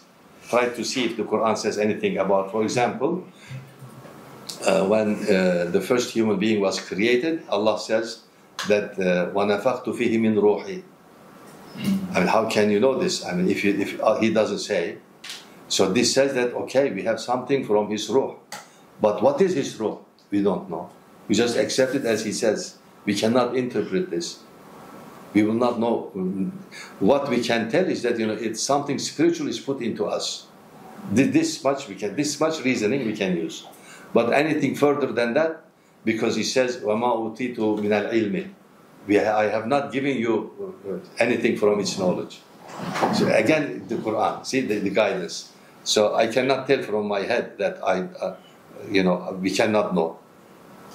If I say it will be wrong. But when the Quran says, that's it, I accept it. So if we continue, then what would be the next level of the Haywaniyah? The next level, again, this is impossible to translate into English. The Quran refers to it as Bashariyah. And this at the Haywaniyah and Bashariyah level, all human beings are equal. They are not different. The verse from the Quran, I cannot say again from my head, from top of my head, but I can understand, because remember our Prophet ﷺ, he was commanded to say, Qul, that says, say, O Prophet, right? Innama ana basharun mithlukum. I am just like you, just like us as bashar. But doesn't say, Qul innama ana insanun mithlukum. Now I understand that insan is a higher level. Yes. It's not like bashar. Bashar is a lower level. Yes. At that level, bashariya level means, you have to eat to maintain your life. You will get hungry. If Prophet ﷺ, he worked very hard, he will get tired. He's like us. He's a human being. If somebody struck him in Uhud, he started bleeding. This is bashar. He will, because he is like a human. In English we say human being, but in human being is, then we have to use it for insan.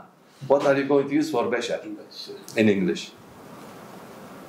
There is no word for it. One of my colleagues, Rahmatullah alayhi, he passed away 2 years ago, Professor Teoman, he said, let's translate this as Homo sapien. You were bashar, but I don't know, whether, of course he was expert in evolutionary biology. Although he didn't accept evolution, but that was his area. So he said anthropology. Anthropology also. Very good. Yes, because I don't know what exactly they mean by Homo sapien, so I cannot tell whether it comes close or not. Well, if the bashar is used to distinguish a human from an animal, maybe that makes sense, because it's not about distinguishing the human in terms of morality. Right. It's just like in terms of the humanness. Generally. Exactly. So maybe that does. Yeah. Maybe it's a good one, right? Yeah. So it is it expressing that biological character, actually, right? Is our biology is the same. It's not different. Our biology is universal. Muslims always accept this. Racism, all those, stupid ideas they develop, it's not accepted. The Quran is very clear. Inna akramakum indallahi atqakum. It's not based on race or, whatever you are. A Russian, if he has taqwa, he is a very high person in the sight of Allah. If a Jewish, has taqwa, believing Muslim, he is at highest level. So I give extreme examples for this. Because there were many people, Jews and things, they became Muslim and they are excellent. Right. Yusuf Islam, right? Yes. So Allah pays attention doesn't pay. because he creates all of us. How can he make distinction between all these people? So as a bashar, that means equal. And the West is stuck in the bashar level, right? That's what they're stuck in. That's a good point. But when become so at the bashar level, you know, perception is very active. At the bashariya level, emotions are very active, together with the senses. But of course, as a human being, our akal is always there. You don't say a bashar doesn't have any akal. It is there, but it didn't develop so much. You know, just first level for potentiality. Teacher, that Muhammad said, Sayyid Rasul also said that Islamiyat is insaniyat kubra. İnsaniyet kubra. Kubra diyor, Islam. Yeah. It's higher level of humanity, Islam.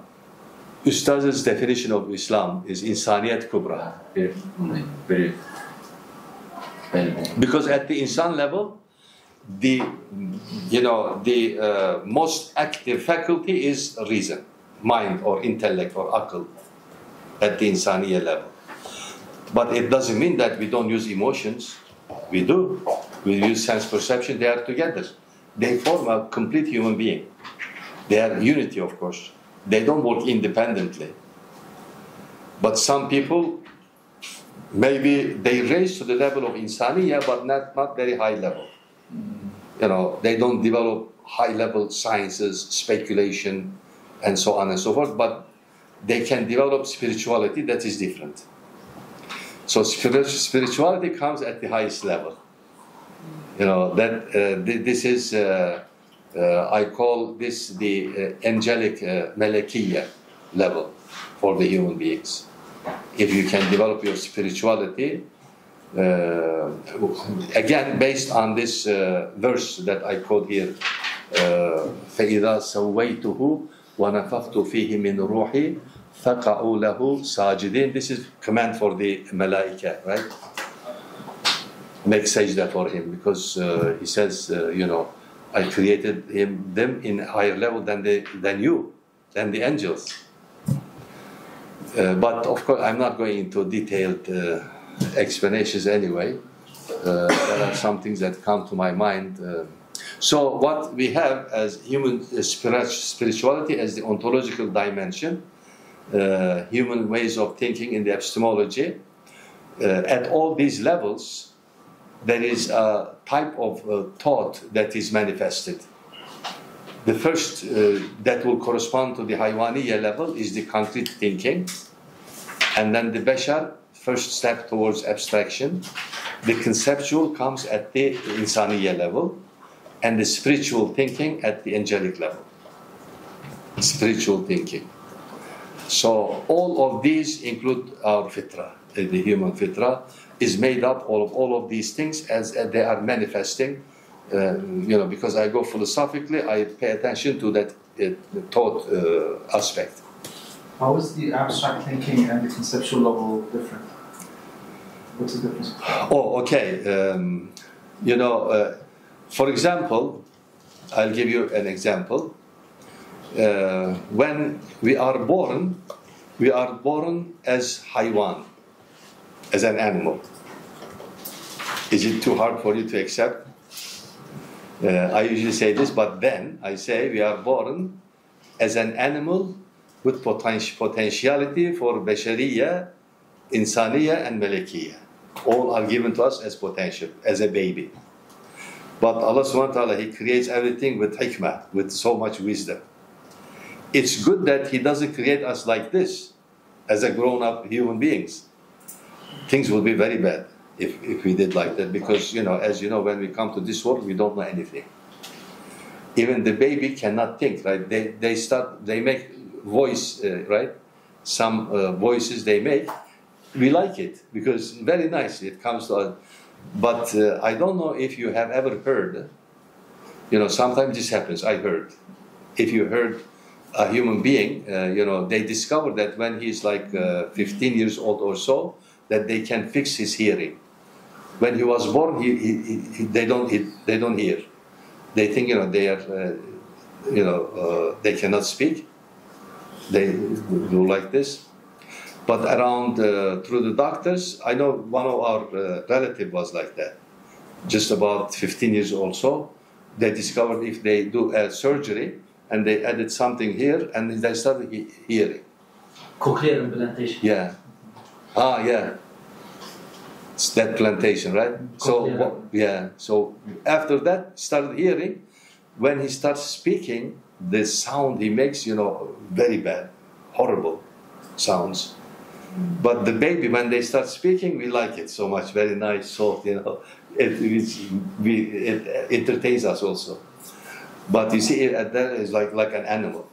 I'm sorry to say it, but you know, at that age, because his voice changed and everything, everybody was disturbed until they trained him for a long time, because he doesn't know how to use his vocals. You know, so, but as a child, you know, very good baby we like, and gradually we learn, grow up, so we become bashar and human being, like that. So, through the training, okay? So that means, you know, as a childhood, from the childhood, of course, it is easy to learn. We know this from psychology also, you know, that learning is very fast at the beginning, until about 30 years old or so, but after that, it gradually slows down. But then creativity starts after that age. Therefore, it becomes extremely important to pay attention to the spiritual aspect. So they develop it from childhood onwards. It's easier. John, a lot easier. It reminds me let's say comparison with the same explanation, which is mentioned in 23rd word about the human nature. Like the differences between the human creation and the animal creation.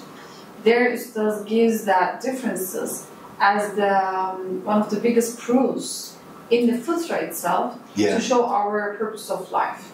Yeah. When we look at the differences of our creation and the animal's creation, he says the creation itself, those differences themselves show why we are created and why the animals are created. Right. So yeah. It's kind of like again going to Ilim in that part, like, you know, taking all this spiritual knowledge and even I think maybe we can even generalize this to everything, the creation of everything, right? The stars, the sun, galaxies, and things like that, right? Just to return to the abstract thinking, conceptual. So when I think abstract thinking about so the abstract thinking now from childhood onwards, first they have no abstract thinking at all. So the child probably, psychologists will know this much better, but I would think like about almost up to 2 years old or something, when they want to think about something, they have to touch, they have to see, they have to feel. This is concrete thinking. So, you know, sometimes I call this like this. They think with their hands and feet. This explains it much better. But after 2 years old, now they start learning language and so on and so forth. When they talk about table, they don't need to touch anymore. What they say, they make it abstract. The word table is abstract. It's not table anymore. So they start thinking about those words. So this is abstraction. Okay. It's abstracted. So, but abstraction referring to concrete things. Okay. It's not abstraction referring to abstract things. They cannot think about goodness, justice. These are very abstract. Political economy. yeah. So that requires. So when they start thinking about justice, what is justice? Who am I?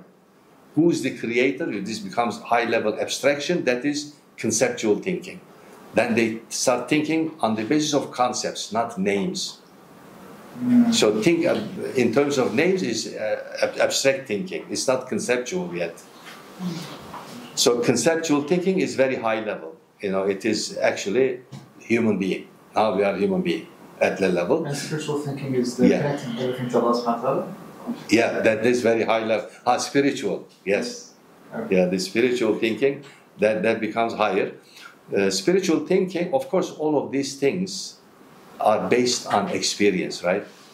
So if you don't have any spiritual experience, you cannot think about, spiritual thinking.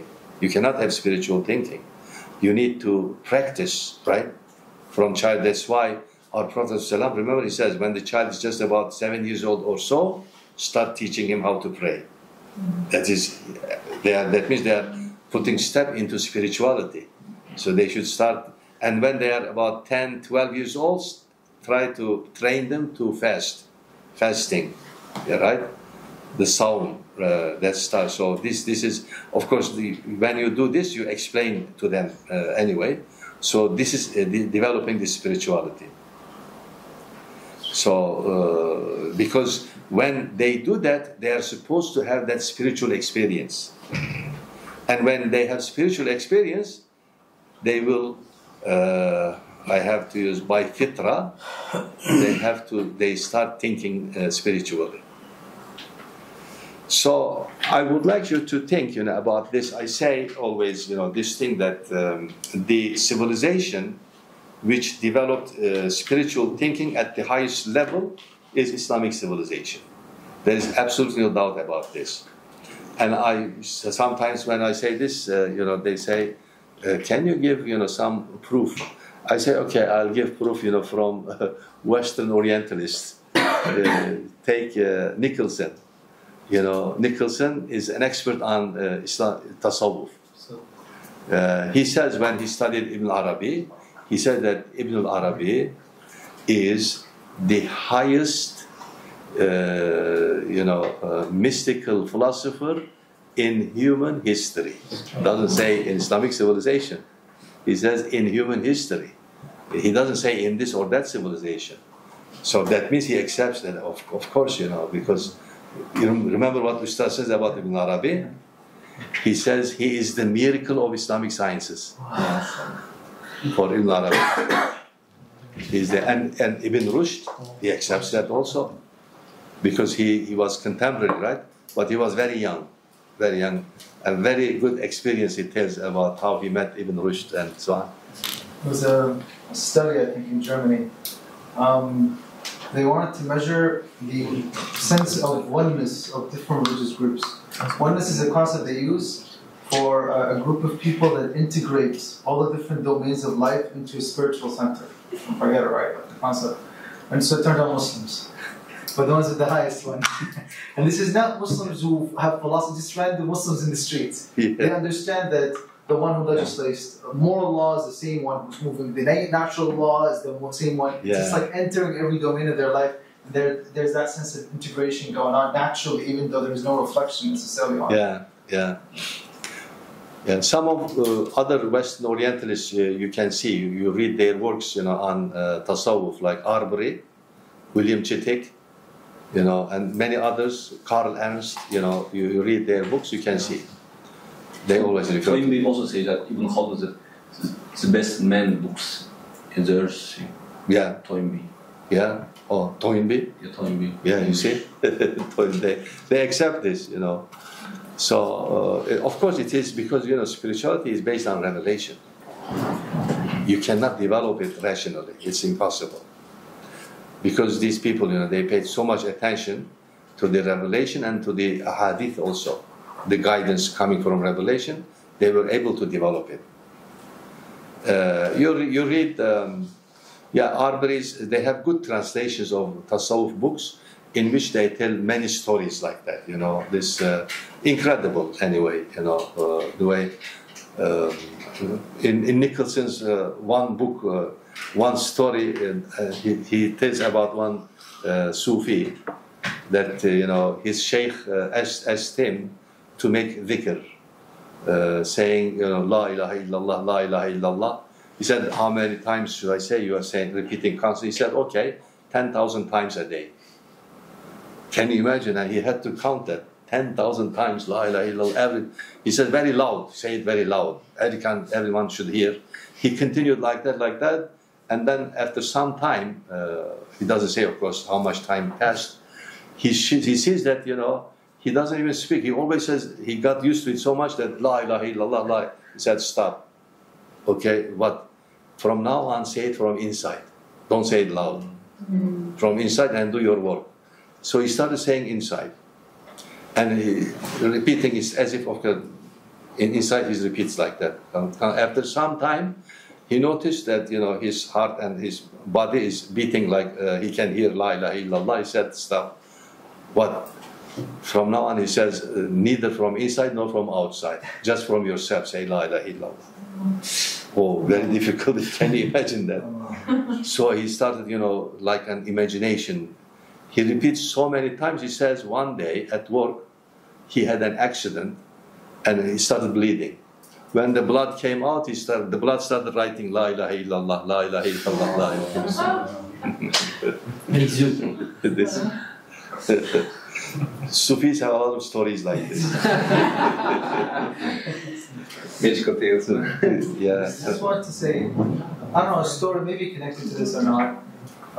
The guy who made Toy Story, the cartoon, it's just, the story is interesting. You go through the book and what he did, but one thing that stood out to me was when he said that when he got the dream of his life, he wanted to be the next Disney, but he didn't know how to draw, so everyone laughed at him.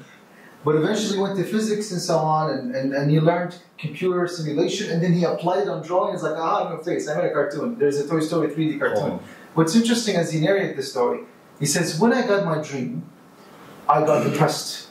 I was like, okay, now I reached the conclusion, the end, but that's not what I was looking for. And so he said, I kept on making cartoons, but that was not it. And then he said, I discovered that I was actually seeking beauty. And so once I did that, that gave me comfort.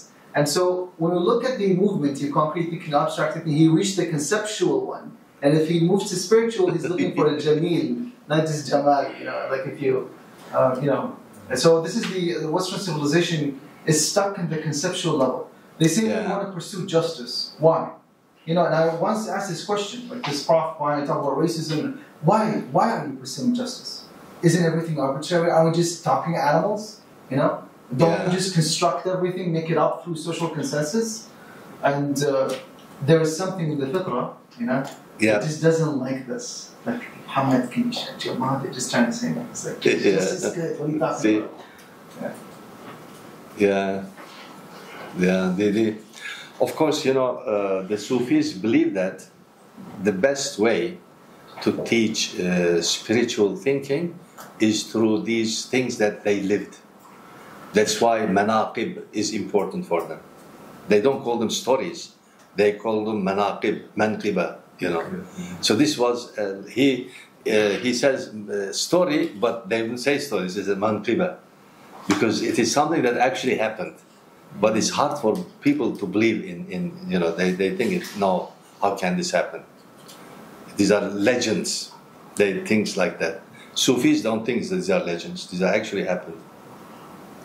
So you read, Sarraj, early Kalabadi, their books, they have manaqib first, then they start giving the doctrines.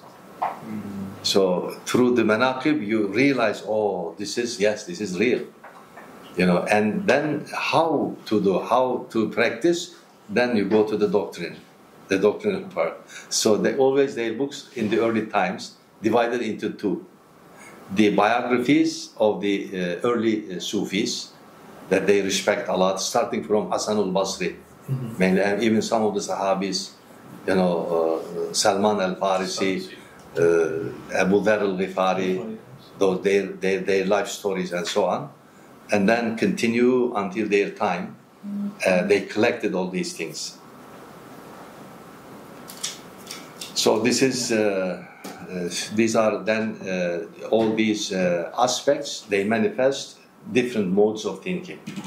That's why I said, the fitra is like that.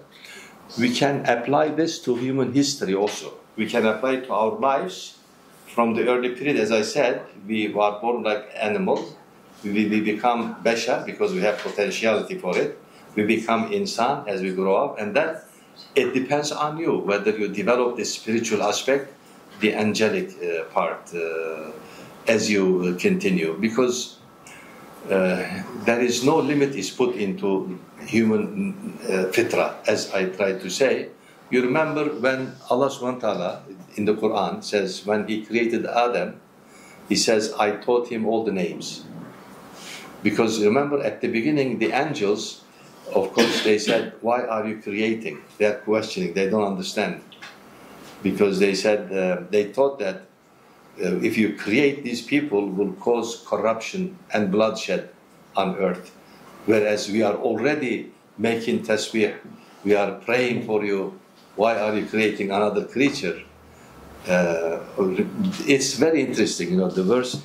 Sometimes I imagine as if I am there with the angels when they are questioning, you know, all this. Then you can come up with much better ideas, you know, with the imagination. If you live, you know, that event, it's like Allah subhanahu wa ta'ala tells them, okay, you wait and see.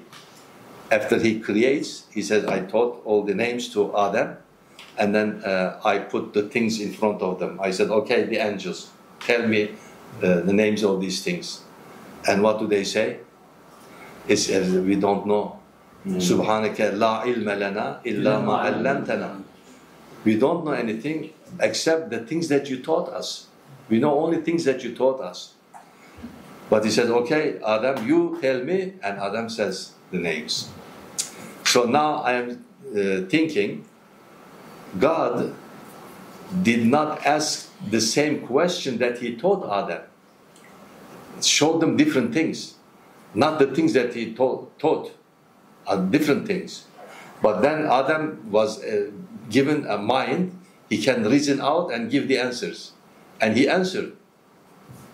So that is why he said, if Allah subhanahu wa ta'ala, if he showed the same things to Adam, the angels would object. They say, Ya Allah, of course you taught those things. That's why he knows. You didn't ask us the things that you taught us. So as a result, he showed different things to Adam and the angels. Things that he did not. Maybe Jibril, in a limited sense, he can make inference. Okay? Some other angels, they can make also very little. Some not at all. They cannot, no influence at all. But we are not like that. There is no limit for us, the humans. You can proceed more and more, more and more. The more you think, the more you can produce. There is no limit. I think in psychology, right, in even neuroscience and things like that, nowadays they are saying that we are using only 1/10 of our brain or something, right? Something like that. So we are not using all our capacities. It requires more effort, in other words. One time they asked, you know, the journalist asked Einstein, they said, sir, they are saying you are a genius. What do you think about this? He said, I don't know if I am a genius or not, but at least I know something. What a genius is, I know that. So they said, what is it? He said, 20% of it is God-given, 80% is the work that I do. So to be genius, you are given very little. Genius people work very hard also. It doesn't mean that they are genius, everything comes. It's not like that. You read Ibn Sina's autobiography, he's a genius also. But, you know, his student Al-Juzjani says, sometimes he says, our ustaz, he would faint because he was so tired. He doesn't sleep for days, working all the time. And he would just faint because of tiredness. You can see how much he's working, right? So this, now we can continue in this way. So taking each level one by one, how they are manifested. You know, in history, in life, in education, in religion, in perception, in reaction, education, religion and social life. One by one.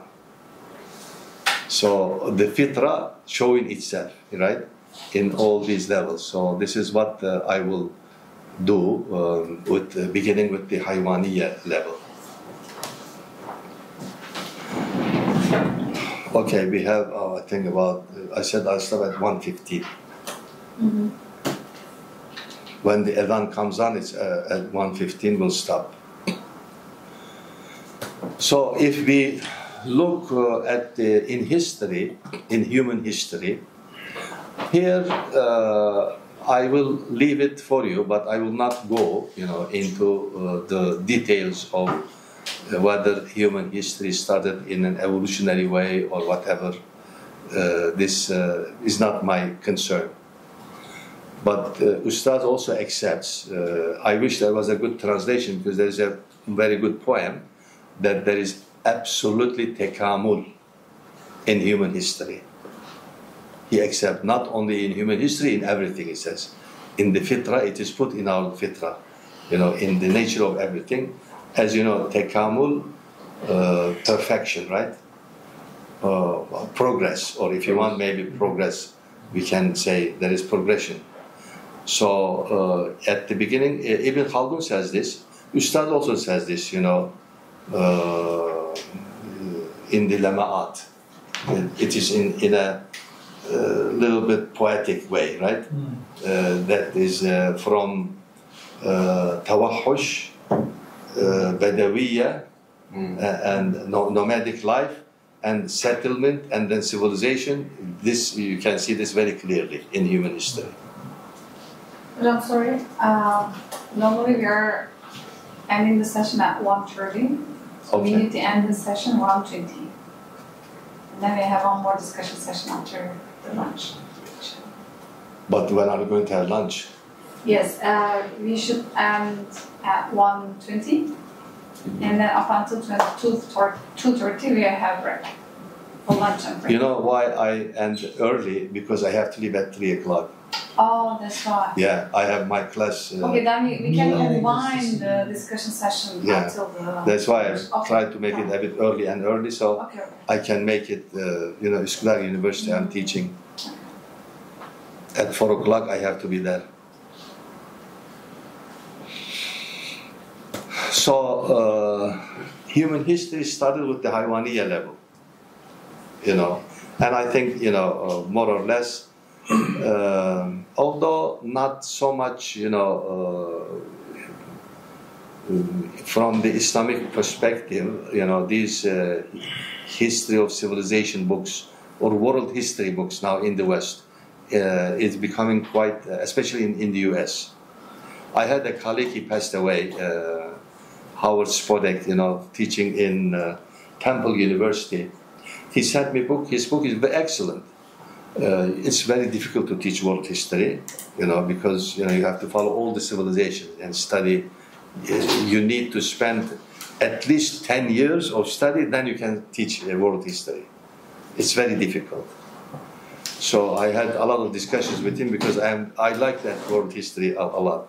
Because of this, how human history developed and progressed and so on.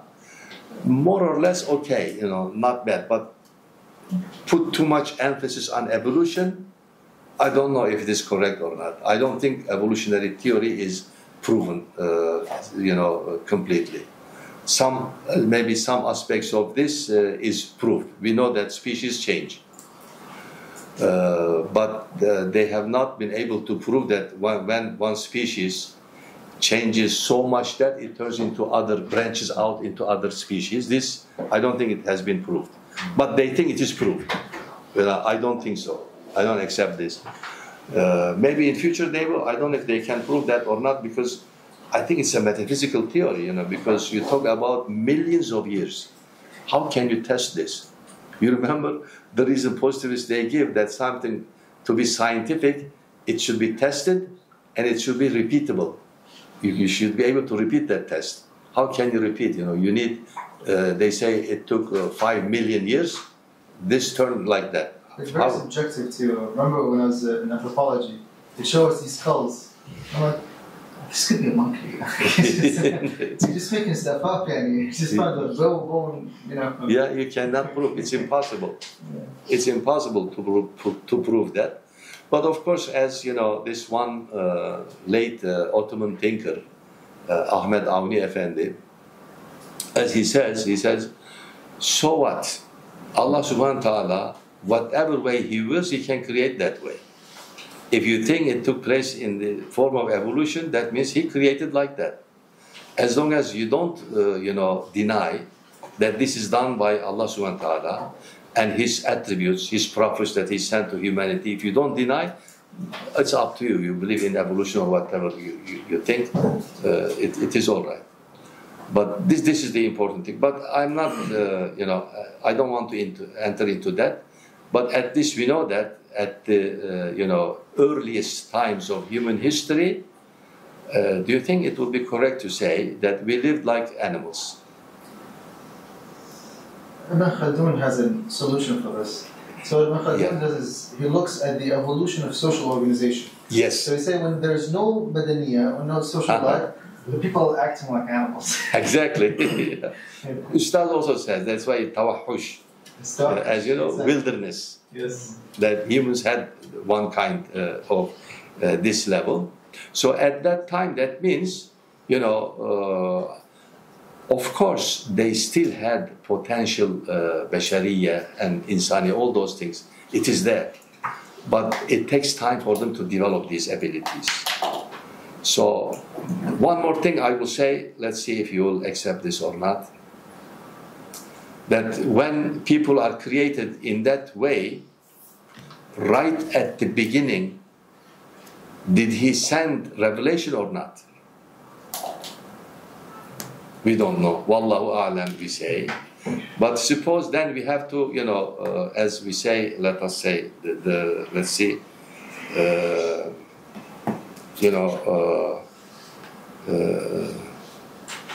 like an axiom, let us say, that we accept that when the humans came to the level of comprehending God, revelation, the first prophet was chosen and the revelation was sent to humanity.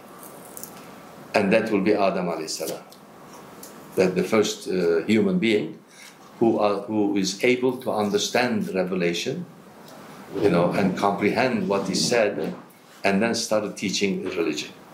That is the first one. Now, what is Islam is the first human or the first prophet? First prophet? Were there other humans? There could be. As I say, Wallahu Adam, I don't know.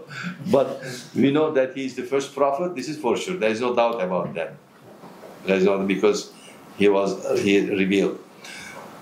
But you see, again, of course, at that if he received revelation, that means he had some level of spirituality. Otherwise, it's impossible. They cannot bear. Ibn Ishaq says something excellent about this, that he says, it is not easy to bear revelation. It's very difficult. Every human being cannot bear it. Very heavy. So as a result, like one time when our Prophet ﷺ, he was on the camel, when revelation came, the camel fell on the ground. He couldn't carry. And sometimes even our Prophet, he had very hard to breathe when revelation came. Because of this, Orientalists, what they are saying, right? That he had convulsions, brain convulsions. It's not revelation, they are saying like that. But Ibn Ishaq says, it's not easy, this high-level spiritual, because this material body. Although our Prophet, he increased himself in spirituality, when the Jibreel appeared, it depends whether he appeared through filtration, he filtered himself. That means he's not Jibreel actually. He's just a manifestation. Then he can bear, they can see him. When, remember the famous hadith, Jibreel hadith, when he appeared, he came in the form of a human being, everybody saw him. But even then, when he asked our Prophet, what is Islam? Right? This is very famous hadith. Yes. Right. And he answered, Islam, the kalima, ashhadu an la ilaha illallah, and then praying and so on. Then he said, okay, right, this is correct. And then the reporter, the narrator, I think it's Sayyidina Umar, right? Yeah, they said, we were confused. If you don't know if you know the question, why are you asking this question? But they don't speak, they don't say anything. Why? Because they are overpowered by the Jibreel. They couldn't talk, they became speechless. Only the Prophet could speak with him. They didn't say anything. They say, we didn't say anything, we were just watching. They don't say we became speechless. You have to understand, Jibreel made them to be speechless. Otherwise, Umar would not stand. He's very angry. He's immediately jumped. Right? because of that high level spirituality, they couldn't take it. They became speechless and waiting. When he left only, then they said, Ya Rasulullah, who was this? You see, then they were able to speak, you know, and he said, this was Jibril came to teach you your religion, not me teaching you your religion, you see. So the level of, you know, at the Haywaniya level, revelation is not very high level. It's very low, very concrete. It's not the Jibril appearing, it is probably, most probably in the form of inspiration.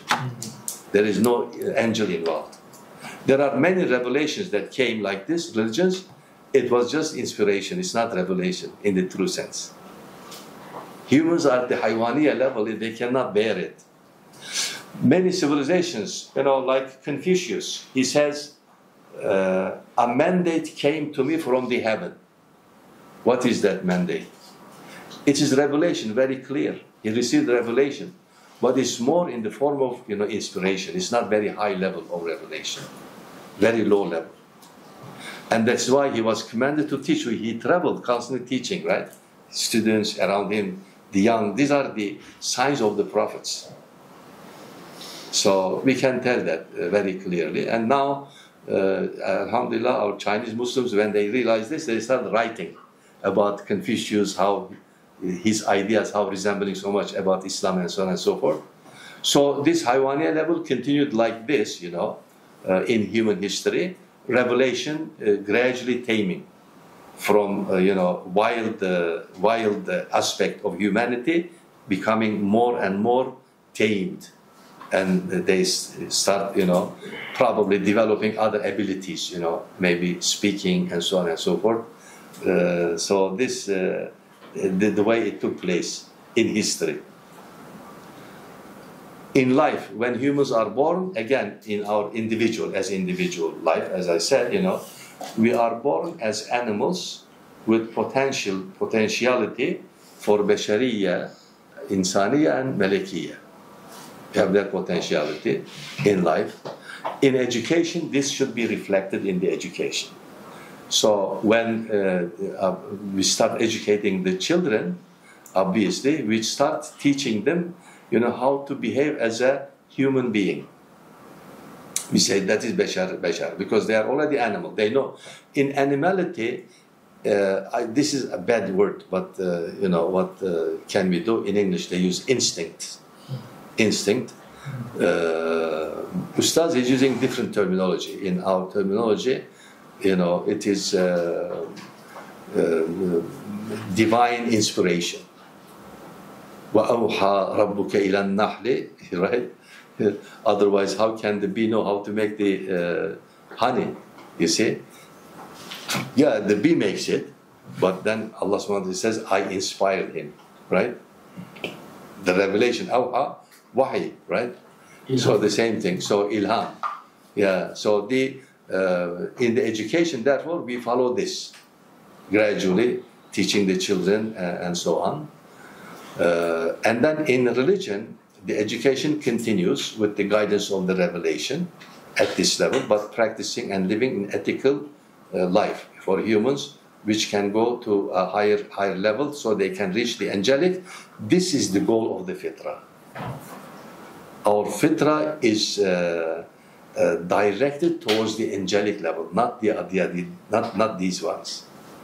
Our reality is our spirit, and therefore we should be careful that we should, you know, try to direct everything, you know, in this life that will direct us to reach that level all the time.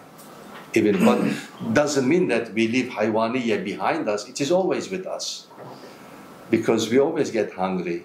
You know, we need home, we need things like that, and in the Bashariya, and we need to think and develop sciences and so on and so forth. So all these things are already, they are helping us to reach this goal, So I want to ask something. I don't know, maybe it's like a bit philosophizing the aspect of being in Kemal in Arabic, like in Taraki.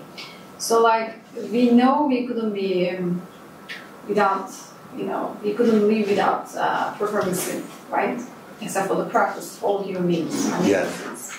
But at the same time, we have a goal and kind of an ultimate level. If you can progress on that, we can go to like even the higher than so many angels. Not like maybe even the Prophet's level, but at least like all the other areas and orgamas. I'm asking for a kind of a potential. So does it mean not to have any sin in that level? Or like in our capacity or in the capacity for each human being that God gives, I can just reach to the ultimate level for myself. Yani, I don't know if it's not clear or not. Like, it doesn't mean not making any sin at all. Yeah. But what does it mean exactly to reach out my own ultimate level? As it's saying in the Salat and Tunjina, right? Like the highest of thy goal, like what you call it? Aqsat Lugaya. It's like the ultimate level of my own capacity. Or is there like a general human ultimate level for anyone?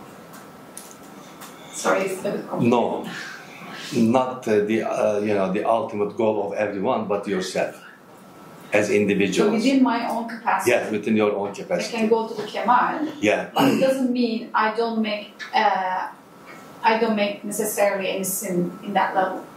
I'll continue to make sin. Yeah. But again, it's my own Kemal point at the ultimate level. Yes.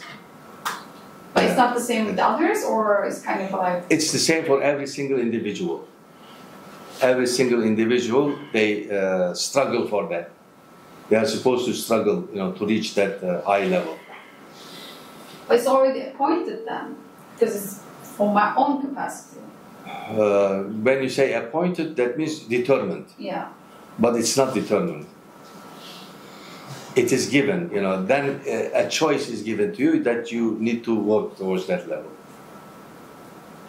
Yeah. So that process, being in the process of being Kemal, is going to continue in the Akhirah, or we have to complete it here and then we are just going to Jannah, inshallah. We complete it here.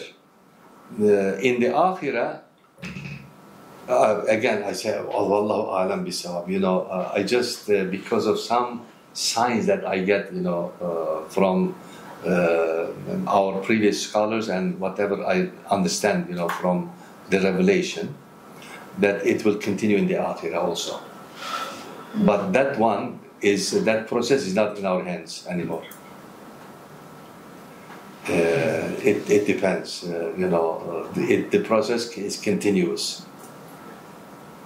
That means we are, for instance, let me tell something like this. We know that we came here, right? Do we know from which stages we passed until we came here? And do you know how many years passed? Billions of years passed, trillions of years passed until we came to this world. If you compare with the world, the timing measurement of this earth, because in the ghaib there is no measurement. You cannot measure the time. So, if you measure, so as a result, after we die in the Akhirah, another trillions of trillions will pass until way reaching the Jannah. What will we do in that? You don't do anything. The process is done by Allah subhanahu wa ta'ala. You have nothing to interfere. So that process continues. It is continuous, but not in our hands. It's in our hands only in this world. Because Ma'rifatullah will continue in the paradise even, right? Yeah. The levels that we get. Right.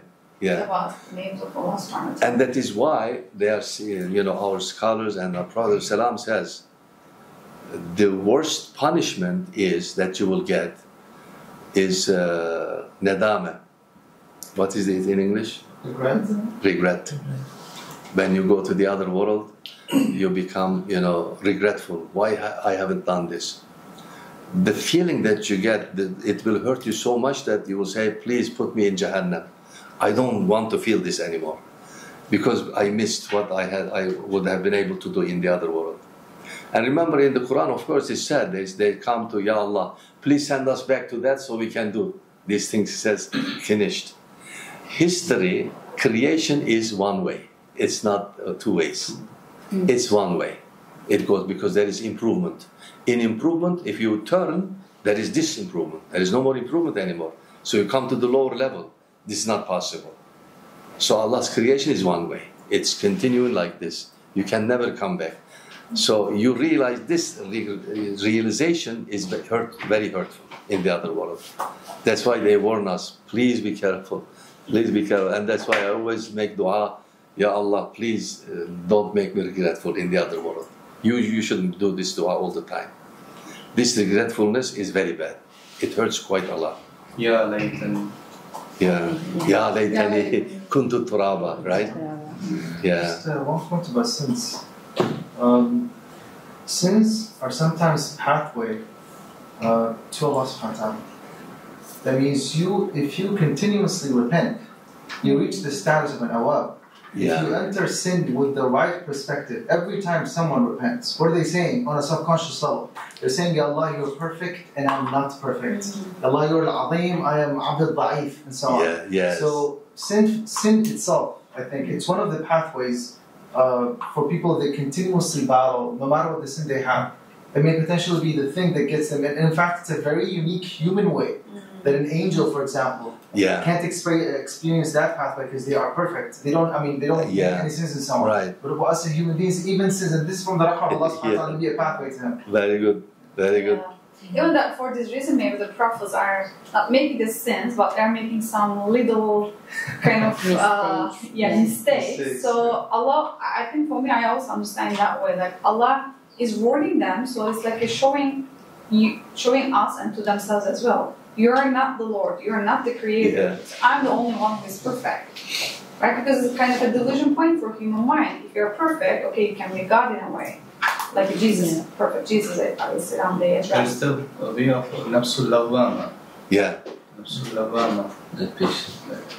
Taiba wants to say something. Yes, I wonder how, as human, or how the Ustaz has talked about developing this intuition in us, and what's the difference with our akal? How can we, because we are meant with all of these faculties, how can we discern them within us?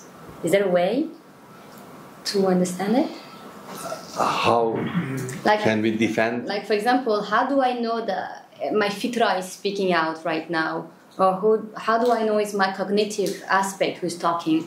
Or how do I know it's my qalb who's speaking? Yeah. Like, how do we recognize them? Yeah. Maybe. There are signs that are put in front of you. As you continue, you will receive the signs. But then you should develop your abilities to recognize those signs. Okay. And then you know that, oh, okay, now I am on the right path. A sign came to me. There are, again, excellent manaqib from the Sufis concerning these signs, They tell very good stories like that. If you read, you will see, how those signs, it doesn't mean something like, Allah subhanahu wa ta'ala, when He sends you a sign, it doesn't write, okay, here the message came to you from Allah. It's not like that. It is a natural event that you see like that. Then from that you realize, oh, this is it. This, I can give you some examples, but, it takes too much time. Again, the stories, Sir, my question is, does fitra evolve?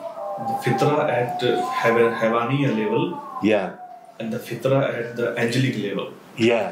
Is there evolution in fitra?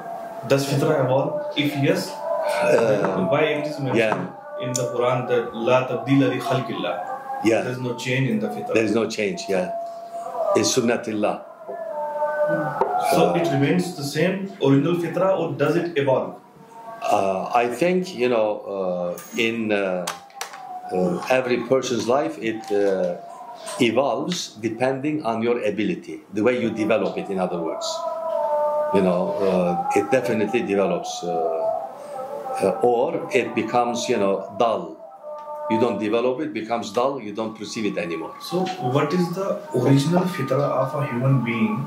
Is it that the innate born fitra? Innate, yes. Or the fitra of angelic level? What is the original fitra of human being?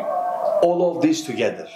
The Haywani and all of them together. That's why, in a sense, the way I present is very dangerous. That you think these are separate. They are not. Our mind works like this analysis. You divide, so you understand how it works. But these are not separate. They are all together. The angelic, it cannot separate it from the Haywaniya. It's not possible. They are together. They make up complete human being. Okay, but it depends. You develop which one? The Haywaniya aspect or the angelic aspect? Yeah, very, very good. Yeah, that's why, let's see, this, he says, your life resembles as if you are in the grave. Our grave, yeah. It's very, narrow. Why? Because our life consists of present time. And that's why in Tasawwuf, they call it an in Arabic. Moment. Our life is only one moment. Why? Because he says, the past has gone. It's not there anymore. At every single second, there is a past. But it's gone. But future is not here yet. At every second, it's as if, because moments are going like this, jumping as if. So there is neither past nor future. What is real is the moment. But how come it doesn't appear to us like that? He gives a very good allegory. He says it is as if you are walking on a very narrow corridor, but both sides of the corridor have mirrors. As a result, when you look, because they reflect into each other, and as you know, with the mirror, it appears very large. So he says the past and future are like mirrors for us. When we look, we think, oh, life will never end. It's continuous, whereas it's not. Your life is only one moment. You should realize this. That moment can end at any second. We don't know when. But alhamdulillah, he didn't tell us when. So as a result, this it is like that. This realization. So, in what ways the concept of fitra can be applied to contemporary issues such as ethical relativism and moral absolutism? Yeah, right. Yeah, if we apply, then we go from this, the fitra, to the moral level, the morality, moral life. How to do that, moral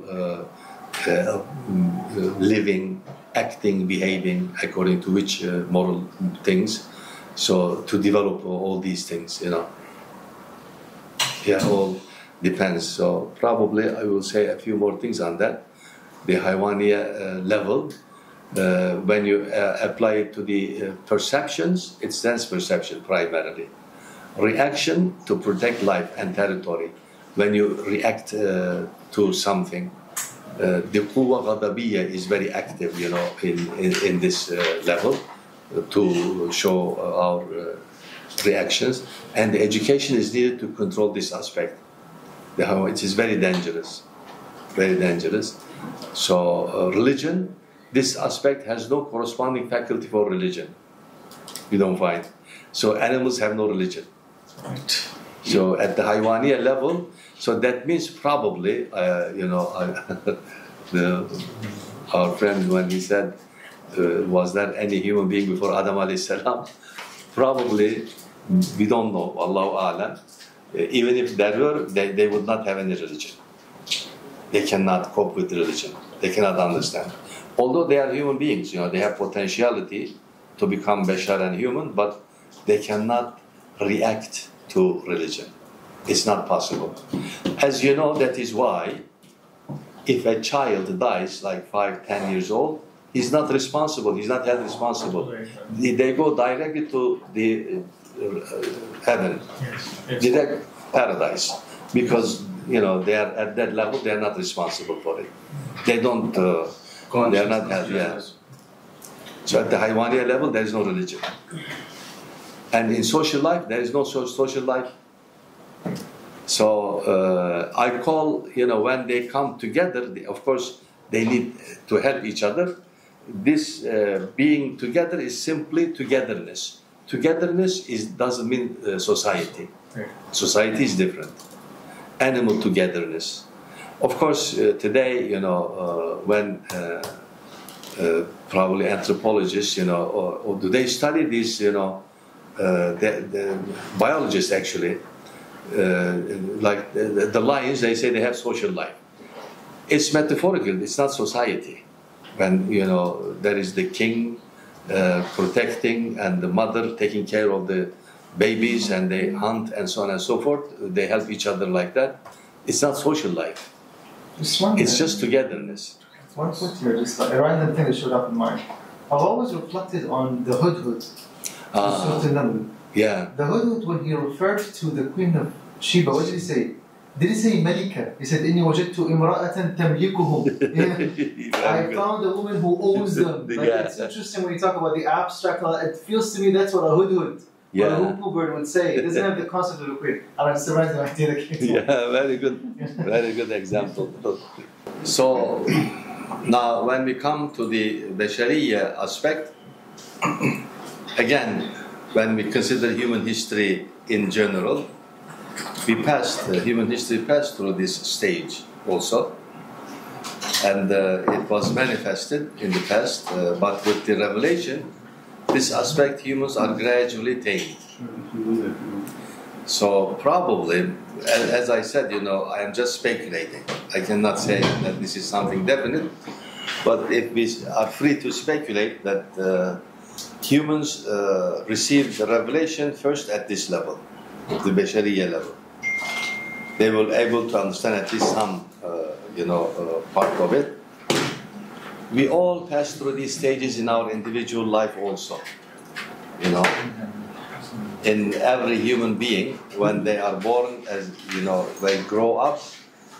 Can we give a specific age for this? Let me see.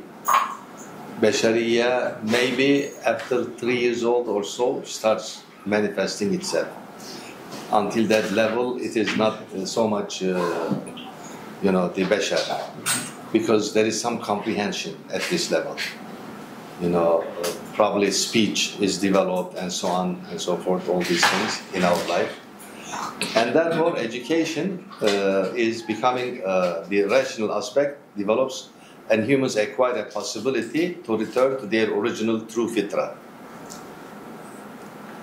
So, the original true fitra, our original true fitra is not Haywaniya, actually.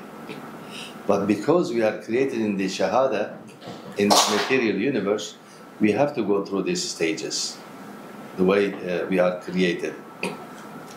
So then in religion, the education continues with the guidance of revelation. So guidance becomes more at this level, at the Bashariya level, actually. But as I said, remember, revelation has levels. This is a very low level, as I said, most probably it's in the form of inspiration. They are inspired, but they become conscious of the fact that they are responsible to teach whatever they get as inspiration.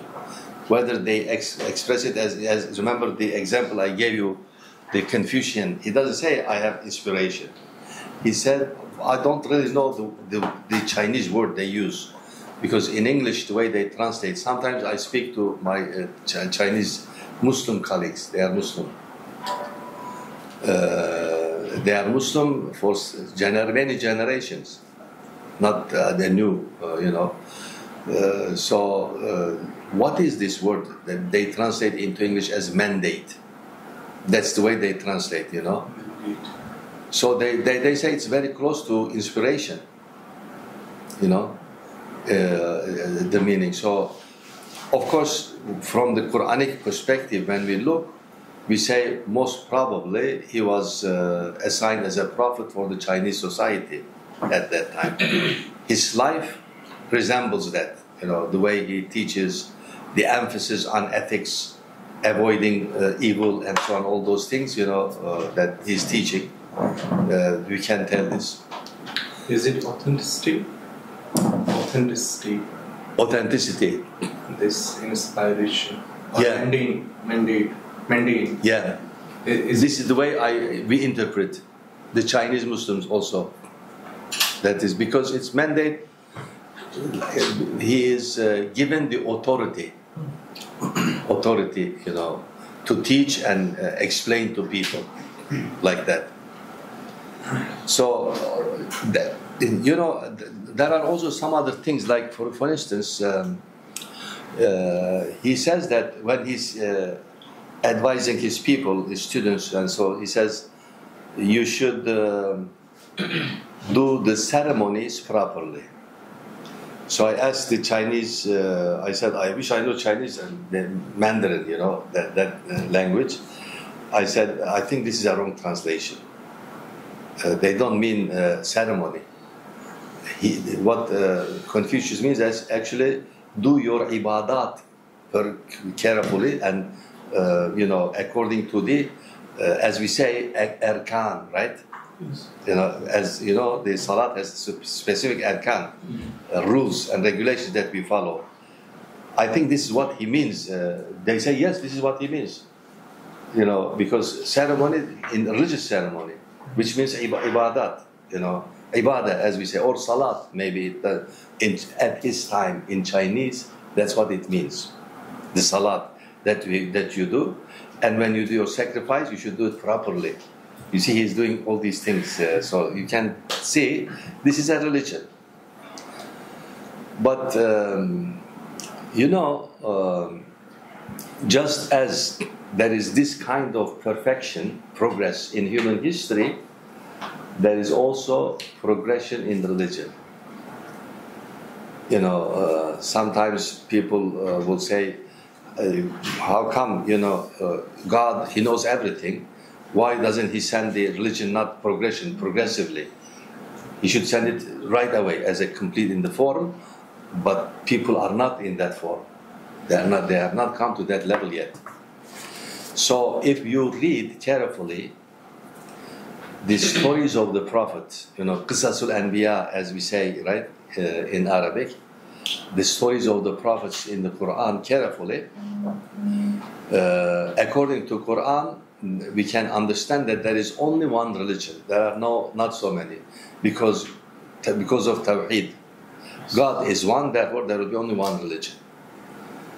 What is that religion? According in the sight of God, and He says in the Quran that that religion is Islam. There is only one religion. There are no other religions, and only Islam is accepted by Allah subhanahu wa ta'ala. He says, we cannot say this, because He is the one that can institute religion. Not human beings, not even prophets. Prophets are not authorized to institute religion. They are authorized to teach whatever revealed to them in religion, right?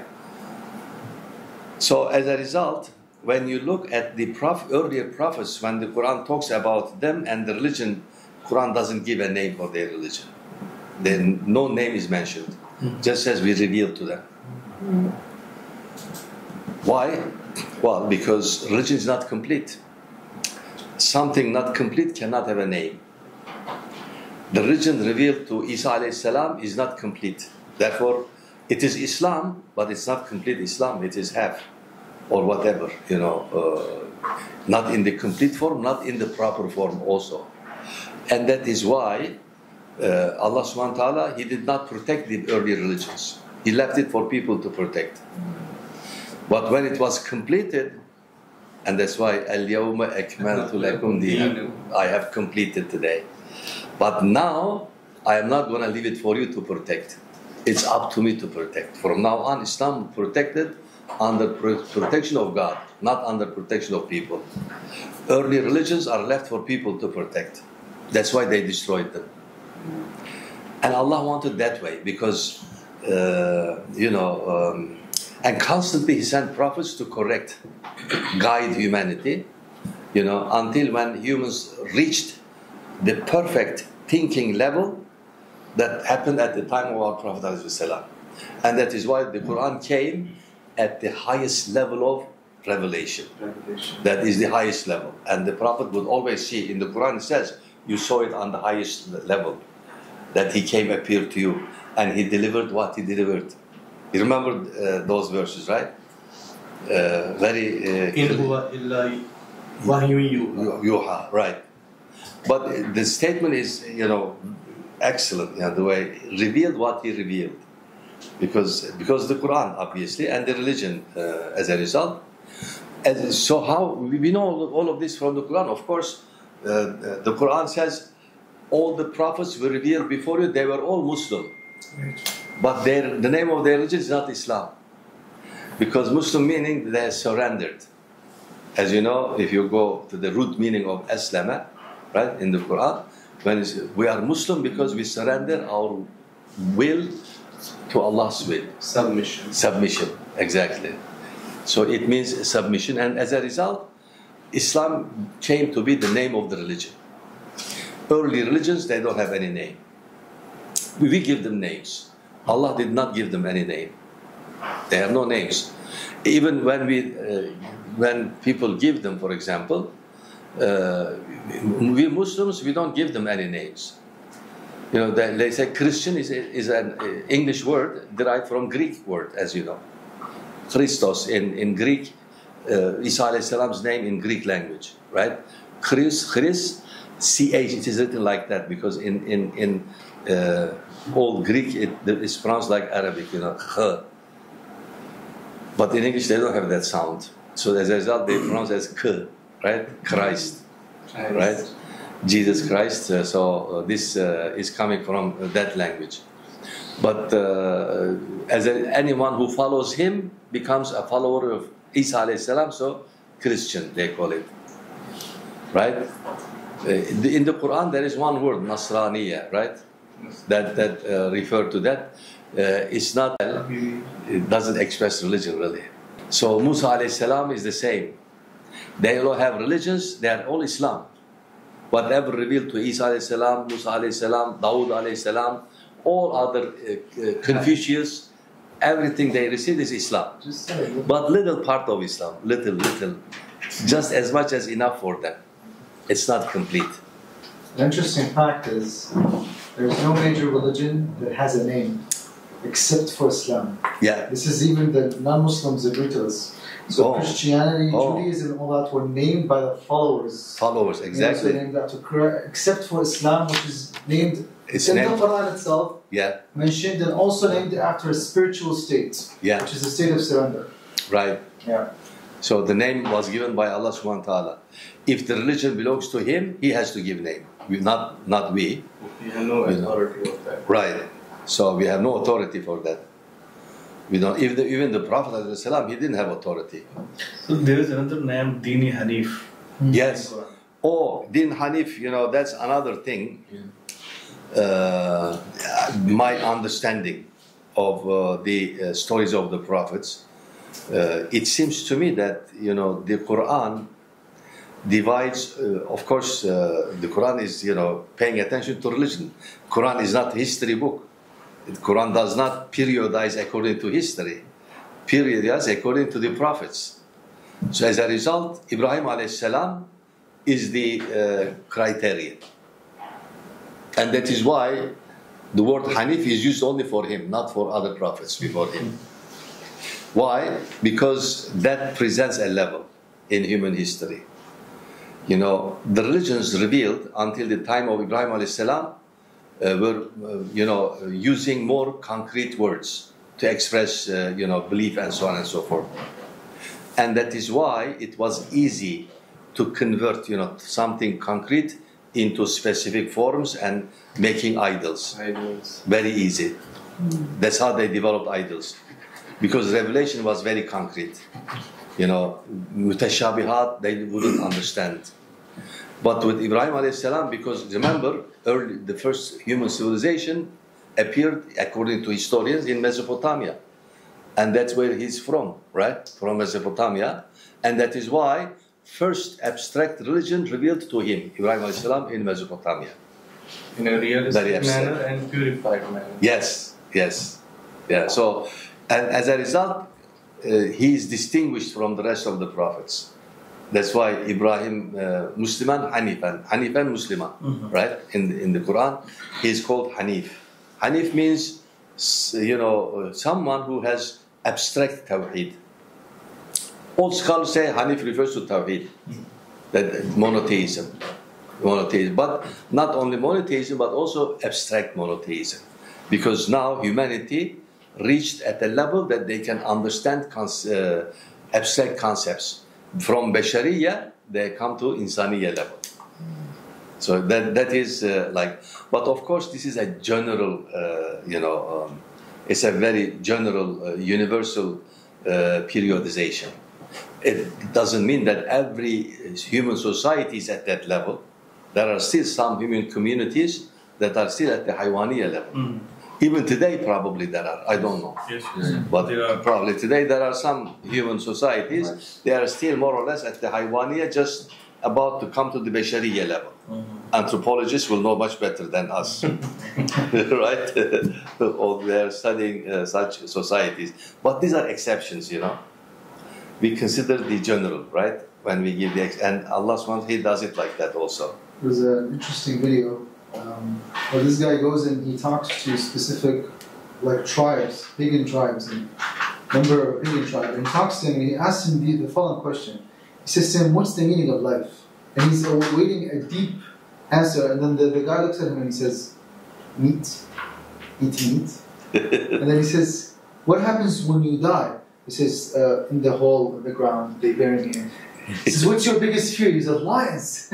And so the guy was surprised in the sense of, as you put it, the conceptual stuff, none of it, it's all based on the level of, I mean, I don't want to be here subscribing to, you know, like notions that some people, you know, but if you don't get the Hidayah and Islam, and you are in this level of the setting of no civilization and so on, you see people exactly, they talk about the survival stuff as the priority for their livelihood. What's the meaning of life eating meat? He said, what other things said honey, you know, meat and honey.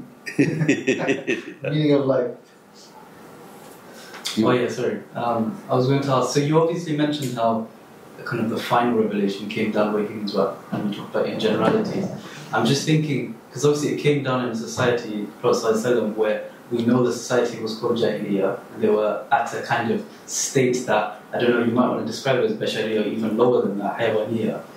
In what sense were they kind of, it seemed like they were at even a lower level, and yet that final revelation would come. So how do we kind of square that? Yeah, this is very good.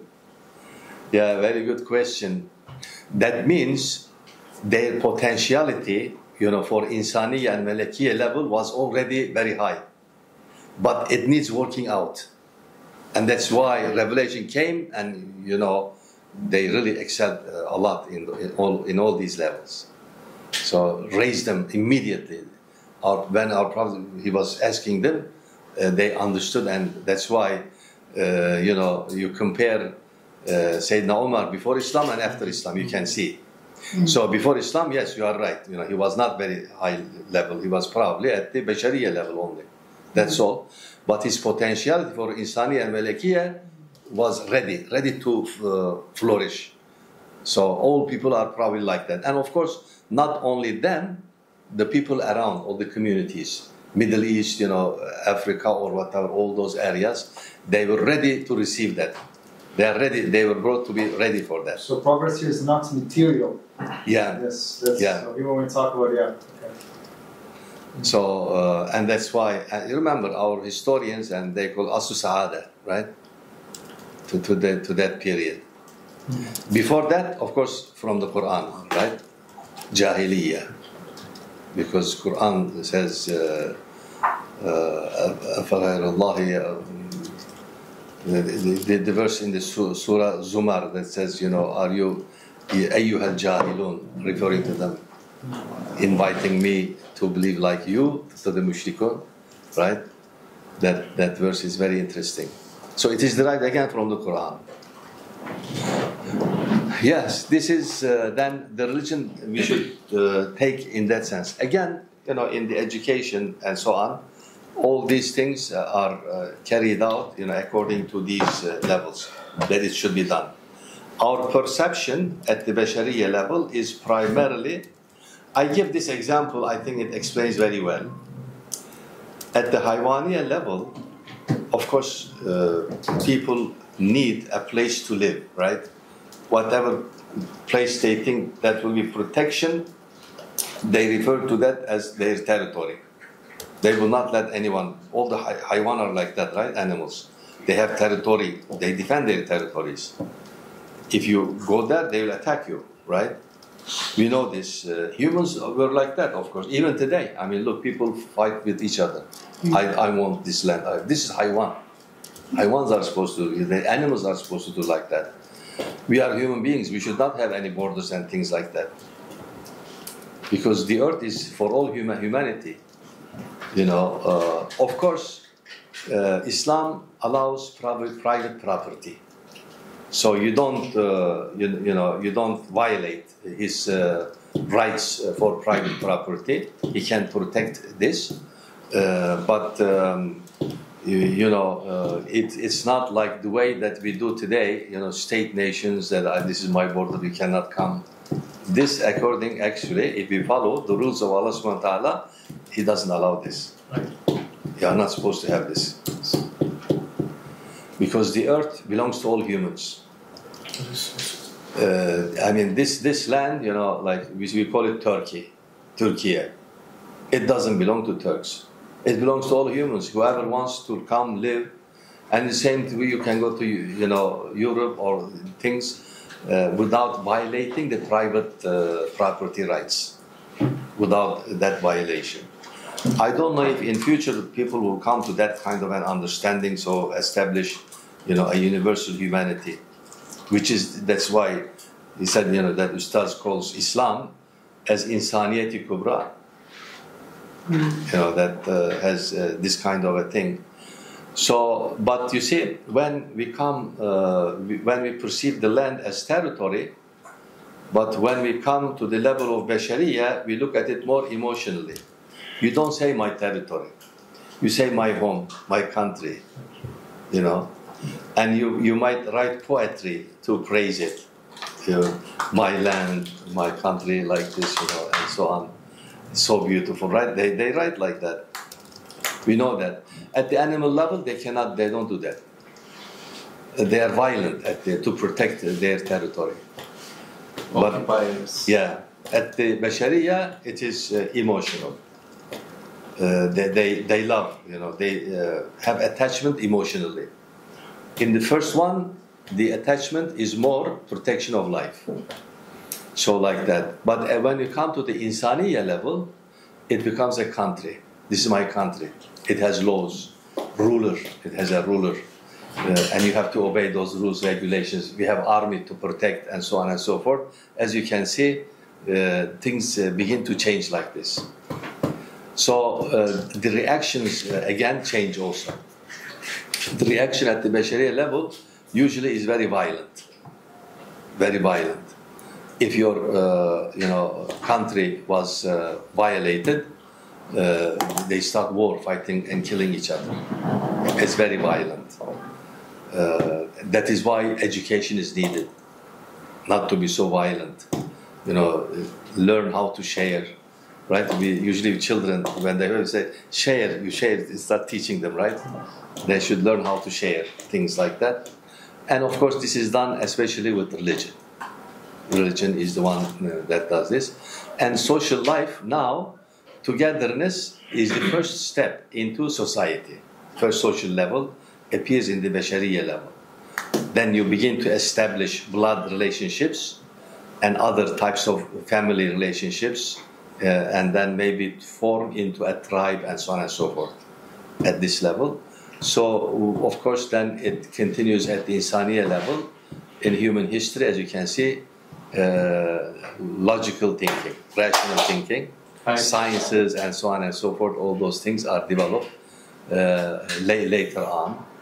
And then, of course, the education, again, according to the original true fitrah, that should be. And religion, the education continues with the revelation. With the revelation. Again, the goal is to reach the original fitrah, right?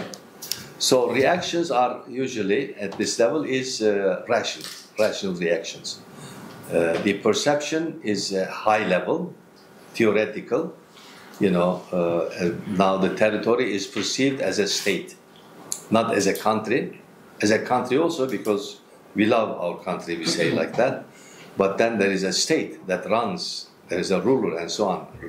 Law, there is a law, all those things. And then the reaction it depends on the reason, what kind of reasoning you do. And the education becomes more scientific, right? And then of course the religion is a high level of guidance. It's based on reasoning.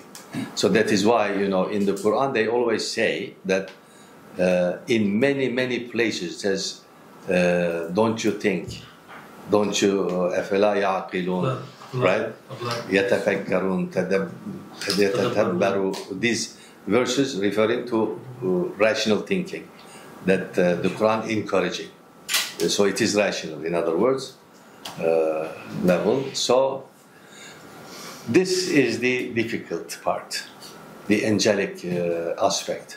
In history, it emerged with the revelation, but gradual. We cannot give any dates for these things, it's too difficult.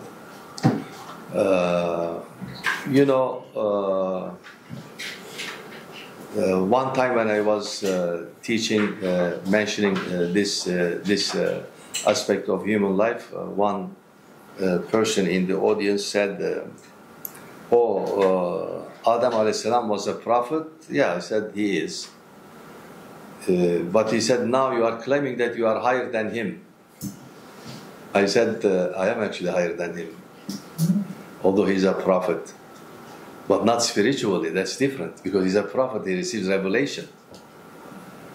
If you saw what kind of food he ate, you would run away from him. You see? It's different. I mean, you have to think like this, when we compare myself with Adam alayhi salam, you don't compare at the level of angelic aspect. He receives revelation. This aspect is different, the way they develop it. I can never claim that I am higher than a prophet. It's impossible. But you say culturally, socially, Bashariya level, all those things, when you compare, he's a very low level civilization. There is no civilization at all at his time. This is normal, So by saying this, I am not claiming that I am higher. You can never claim that you are higher in taqwa. It's impossible. So taqwa is something different. It is subjective. It depends on you and the person. And especially in taqwa, no human being can ever reach the level of a prophet. It's impossible. So superiority should not be considered at the angelic level. This is, as I said, is different. It is different. There could be some person at the Haywaniya level, he was very high, in spirituality. How he developed, we don't know. It's very difficult. But even at that level, when you compare with other aspects, it's quite different. It is quite different. But it's another question whether there could be a high level of angelic aspect at the Haywaniya level in history, in the past history. This is something that we should investigate. I don't really know. Would be very difficult. It would be very difficult, at that, wild level. It's quite difficult. But that could be, I don't know. So one thing here is that we go back to the point of Jahiliyyah and the Arabs.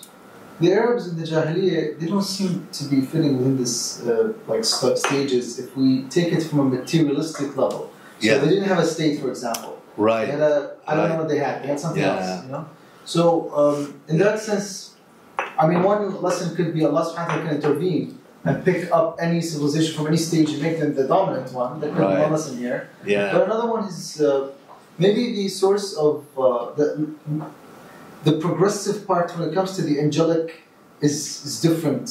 Because right now the West technically, at the Insani level, if we're going to use that term, they have states, they have education, they have science, but the angelic aspect, probably give it 0 at this point. So. Yeah, let me give one more explanation for this. If we ask this question, what is the engine of all these aspects that makes them work? that regulates them. It's the insaniya level, not the angelic level. Why? Because of aql. It is the reason that rules and governs all of these things.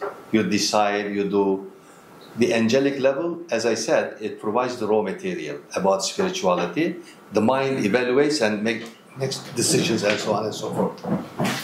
So this is this should be taken into consideration. From this, as you said, at the time of the Prophet, Islam initiated the process. In every society, religion always initiates the process. But religion, including Islam, cannot sustain the process. You have to be careful here. You need reason. You need aql. So that means, in that case, if Islam emerged as a religion at the time of Prophet, very high level, very nice. Second generation, okay. Third generation, it will start lessening and lessening. How should we keep it, at that high level? It's with ilim, knowledge. So as a result, only knowledge and science sustains the process, not religion. Religion is brought like that, to initiate, not to maintain it. Maintenance is for us and also sustaining it, So as a result, if Muslims did not develop any sciences, gradually Islam as a religion, it would lose its effect on the society. It would not continue. But look at the way they developed, the fiqh, Imam Shafi'i. These are the greatest scholars actually, in Islam. The early Muslim scholars are the greatest ones. We are the smallest ones today. When you compare myself to Imam Shafi'i, I am at a very low level, really. Because of what they achieved, what they achieved. I'm, how do I know this? I compare myself to them and I see their ijtihad. I say, if I was there, I would never make that an ijtihad. Impossible. Well, it's because they were brought up in a pure Islamic environment. So their mind is pure. It's not mixed with anything, any dirty things and so on and so forth. And they were pushed away. The whole society, the whole community struggled to keep Islam as pure, especially in the learning circles. So that's why we have the greatest scholars, Imam Shafi'i, Abu Hanifa, Imam Malik, and Imam Ghazali, Ash'ari, Maturidi, Isfahani, all the early scholars. When you compare, can you imagine, at that time, they developed principles for cleanliness. How water is clean, because you get wudu, right? It's all because of Islam, the principles they instituted at that time, that for cleanliness, that, this kind of water you can utilize for wudu, this kind of water you can drink, this kind you cannot drink, you cannot utilize, it's not clean. All these rules and regulations, if you read early fiqh, how they defined fiqh and so on and so forth, you see, it's all knowledge, right? This sustained the process that Islam initiated. So that is why in a society, religion by itself is not sufficient. That's why Ustad says that, we are brought into this world to develop our capabilities, put into our fitrah by utilizing the religion and sciences. So this is very clear. So therefore, science is needed, But you say here, this is another, when I'm thinking about these things, sometimes I say people object. I say Islamic civilization is a miracle civilization. It's a miracle. So that's the most famous hypothesis. He said the only force that is capable of maintaining the fitrah all while having civilization is Islam. It keeps us in the packaging that we came in, the fitrah one, and have the whole thing. Exactly. Because you see, I am, one of my subjects is philosophy of science. Because of that, we have to study history of science also. So that's why I studied this early history of sciences as developed in Islamic civilization. Something attracted my attention, you know. In physics, in philosophy, we call kalam, of course. You know, in chemistry, in astronomy, and in mathematics, the technical terms. When I said technical, I said, oh, I don't know mathematics, but I know these technical terms. Why? Because they are in the Quran. Can you imagine that? Early Islamic scientific terminology, they are all derived from the Quran or from Hadith. And of course, Hadith is an extension of the Quran, right? It is taken from that. So if you consider like this, early terminology, basic terminology, they are all revealed. Divine terminology. And therefore, perfectly corresponding to our fitrah. Perfectly. In human fitrah, not Muslim. When I say we, I mean humans in general. Perfectly fitting into the fitrah. And this is the original. Of course, we are human beings, we can invent, right? All the second invention, technical terminology, derived from this one. Not directly from the Quran, but directly from the ones that are derived from the Quran. Also came a lot of inventions in recent, well, not in the last 1400 years, came from Muslim anxieties. So, for example, why did algebra develop? One of the reasons, I don't know, people want to make sure that mirath is distributed well. Why did we develop geography? Where's Mecca? What is the time of prayer? Let's look at the stars and so on. Yeah, of course, you know, these are, again, you know, because of the revelation, because you see, the Quran instituted time of prayers according to the sun, but the fasting according to the moon. That means Muslims have to follow the revolutions of the sun and the moon together, not separately. I study Western history in astronomy, they follow only the sun. That's why they made a lot of mistakes in calendar. Western calendars are until Copernican time, Copernicus. That's why they call it Copernican revolution. Actually, it is Ibn Shatir revolution. Because we know that Copernicus took it from Ibn Shatir. They proved it, this, you know, it is written in articles now, in history of science journals. So then they said, why they correct? Because Muslims follow both revolutions, not only one. So that's why they were able to develop astronomy. You know, the early, of course, we borrowed from the Greeks also. Muslims, you know, we don't feel ashamed to borrow from someone. Because, you know, remember the famous saying, according to the Imam Ali, right? Somebody who teaches me one letter, I can serve him for 40 years. I can be in his service. Because the emphasis given for knowledge. Even many hadiths that you can find. That is why, because of course Allah subhanahu wa ta'ala, He knows everything. Because He knows that if He reveals religion only and not give any emphasis on knowledge, gradually it will diminish. So that is why in the Quran, right, Rosenthal shows this perfectly. Rosenthal says, you know, that when he examined the concept of knowledge in medieval Islam, Knowledge Triumphant, right, his famous book, in the introduction he says he realized that Islam is based on knowledge. It is the most important. Islamic civilization is a scientific civilization, he said. So transmission of knowledge is very important for human existence. Yeah, yeah. So these things, you know, that we should mention. So as a result, spirituality, we put emphasis, but we have to be careful. It is regulated by reason. You cannot leave your reason alone. Reason is, for us, always criterion. Because we can make a mistake in spirituality also, as I mentioned, right? So who corrects it? Our reason. Our reason using fiqh, of course. So, you know, our great shuyukh, you know, from tariqats, from tasawwuf, when you entered, the first thing they tell you, go to madrasa, study fiqh well, and then come. Otherwise, they make mistakes. Someone who doesn't know fiqh very well, because that is the rational science. So it is the criterion, determines everything. John, I have a question.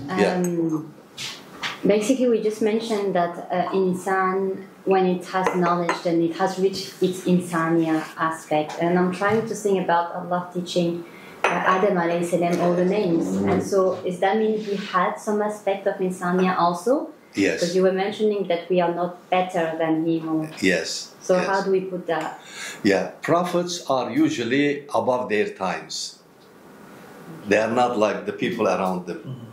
They are very high level. No one can reach them.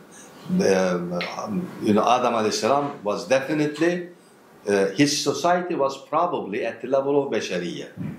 But he himself was at the level of Insaniyya. And that is why he had the high level of, the angelic aspect, spirituality. And he could teach around his people. But he would not mention it to them. That he's above them, he's very high level, things like that. Yeah. Sometimes if you read some of the hadiths, our Prophet makes an implication about his level. Oh. Yeah, that in some of the hadiths you can find this, you will see, he will, of course the Quran distinguishes that also. You remember in the Quran, for us 5-time prayer is fard. But for Prophet 6 times. Tahajjud is fard for him, not for us. For us it is sunnah. So if we do, much better. So our Prophet recommended, please don't neglect, do tahajjud as much as you can. You don't have to, but as much as you can, get up middle of the night and pray 2 rakats, 4, whatever you can do, you should do. But for him it's not like that. You remember a lot of times his wives would say, Ya Rasulullah, why are you doing so much? You are a prophet, but he wouldn't accept that. Yeah, true. Yeah, so he said, don't do like me. You cannot. He told them, you cannot do like me. Do as much as you can. So this shows his level, very high. But he will not tell them what that level is, and he will not tell us, it depends also, if people around him, they develop their level, they could see a little bit his level. They can see that. So this takes a lot of time, to explain. Just thinking about Ibn Khaldun again. So like Ibn Khaldun, he thinks about the reasoning and the different levels. So he says discerning intellect, and he's got speculative, and he reserves something that is hypothetical. He says maybe the angels have it, or where like someone has this extreme degree of abstraction, speculation, can see the full picture. Yeah. Yes. And he looks at that again. He maps it to what goes on to society over time. For example, the last chapter in his work, the emergence of the professions, professional sciences. Right? So in a way, he seems to be operating within a lot of stages. Exactly. But he doesn't actually say things in that form. Right. And it's one thing I'm going to say that's interesting as well about the sciences that have emerged in the Muslim world.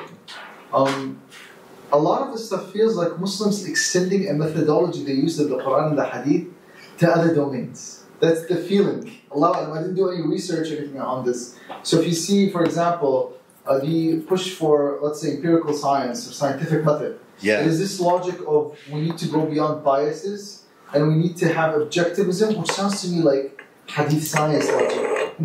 Authenticating the chain of isnad and so on, beyond just like you need to actually have some objective methodology. And with sociology or the social sciences, it's like a faqih who's bringing his fiqh reasoning and applying it on society.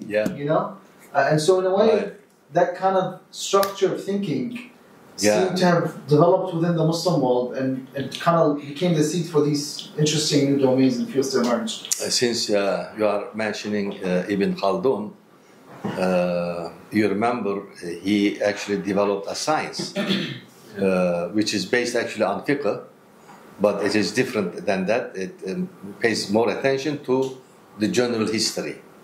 That's why he called it history in its batin, Ilm al-Umran, and he gave a name for it. And he said its subject matter, its methodology. He says all of these things, right?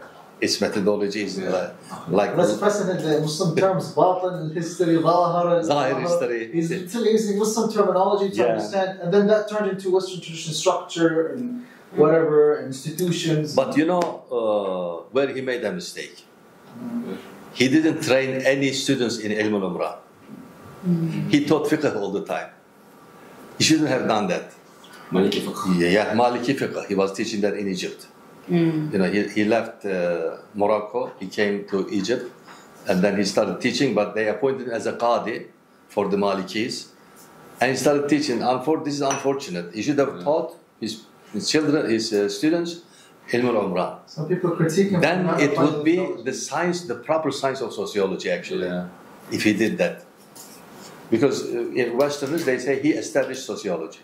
Yeah. Ilm al-Umran means sociology according to his definition, really. Because he's studying human society, he says. Right? So this is clear. But why it didn't become a specific proper science throughout the Muslim world? Because he didn't train any students. Aside from this, I add another thing here. Ibn Khaldun is a jack of all trades. Right? Yeah. He's like a guy who wants to see the forest, and so he was willing to take from everyone and gives you half-baked chapter, like someone just because he wants to tell you what's the big picture, and that was very source of upsetting Muslims back then, because Muslims wanted to see due diligence and good work and details, so on. But for Ibn Khaldun was like more of, I'll show you everything, and I'll give you concepts to analyze. And people were upset for centuries because of it. And so I think I feel, Allah Alam, we're going to talk about Nursi and so on. I think this is the age where Ibn Khaldun's work, may actually... Probably even today in English, they wouldn't have the word sociology. They would have Umran. They would have the science of Umran. Most probably. If he trained and developed it like that. Because look, algebra is Arabic, right? Right. Like algebra, they would take al-Umran, they would say. Or they would say Umraniyat, social sciences. Algorithm also. It's like algorithm, these are taken from Arabic. Maybe it would pass and then it would be more beneficial for humanity than today's sociology. Yeah. There's a guy who may have been a thief. I wrote a paper about this. I don't know if you, Pierre Bourdieu. Yes. So, I'm just saying, Allah forgive me, I don't know what to do, because he's dead, but I wrote a paper dissing him, because he worked in Algerian society as a sociologist, and all of his theorizing, his concept of the habitus, I was showing that it was basically what Ibn Khaldun was saying about the Malaka, and the way he used it and applied it, in analyzing human societies. There is still a case to be made if the French stole Ibn Khaldun's work, because they used it to try to colonize North African societies. It was weaponized in their colonization, and it happened in the 18th century. The first chapter of the Muqaddimah was translated to French, so I don't know if we reached Auguste Comte. And I think it would be interesting in itself as a research question to see how that entered the very good. I didn't know that. This is very good. Inshallah, we'll see in the future. Inshallah. And one last thing I'm going to say actually. When a few years ago, I really wanted to attack Western society. I'm in it, but I was really getting annoyed by seeing the horrible trends and so on going on. And but there's the politics of academia and so on. The only way I can do it through the classical theory. So not me saying anything. It's just me saying Ibn Khaldun said it. So I got the opportunity to give a lecture on Ibn Khaldun to introduce it to a Western audience. And then I just described what happens at the civilization at the end. And I didn't say anything. They were all quiet because they knew which civilization I was talking about. I said to you guys, does it sound familiar? There were individualism, the externalization of morality, and so on. And what was interesting is the response to his work. The audience, even though they're non-Muslim and Western, they were excited. Finally, something new. They are so bored by the paradigm they're in that even when someone is attacking, people are excited. And so I think this is the time for us to take our thinkers, and there are so many of them, right? Not just Ibn Khaldun. Ibn Khaldun is in social sciences, and to start to introduce it to the world, as the world is yearning for something new. Thank you very much.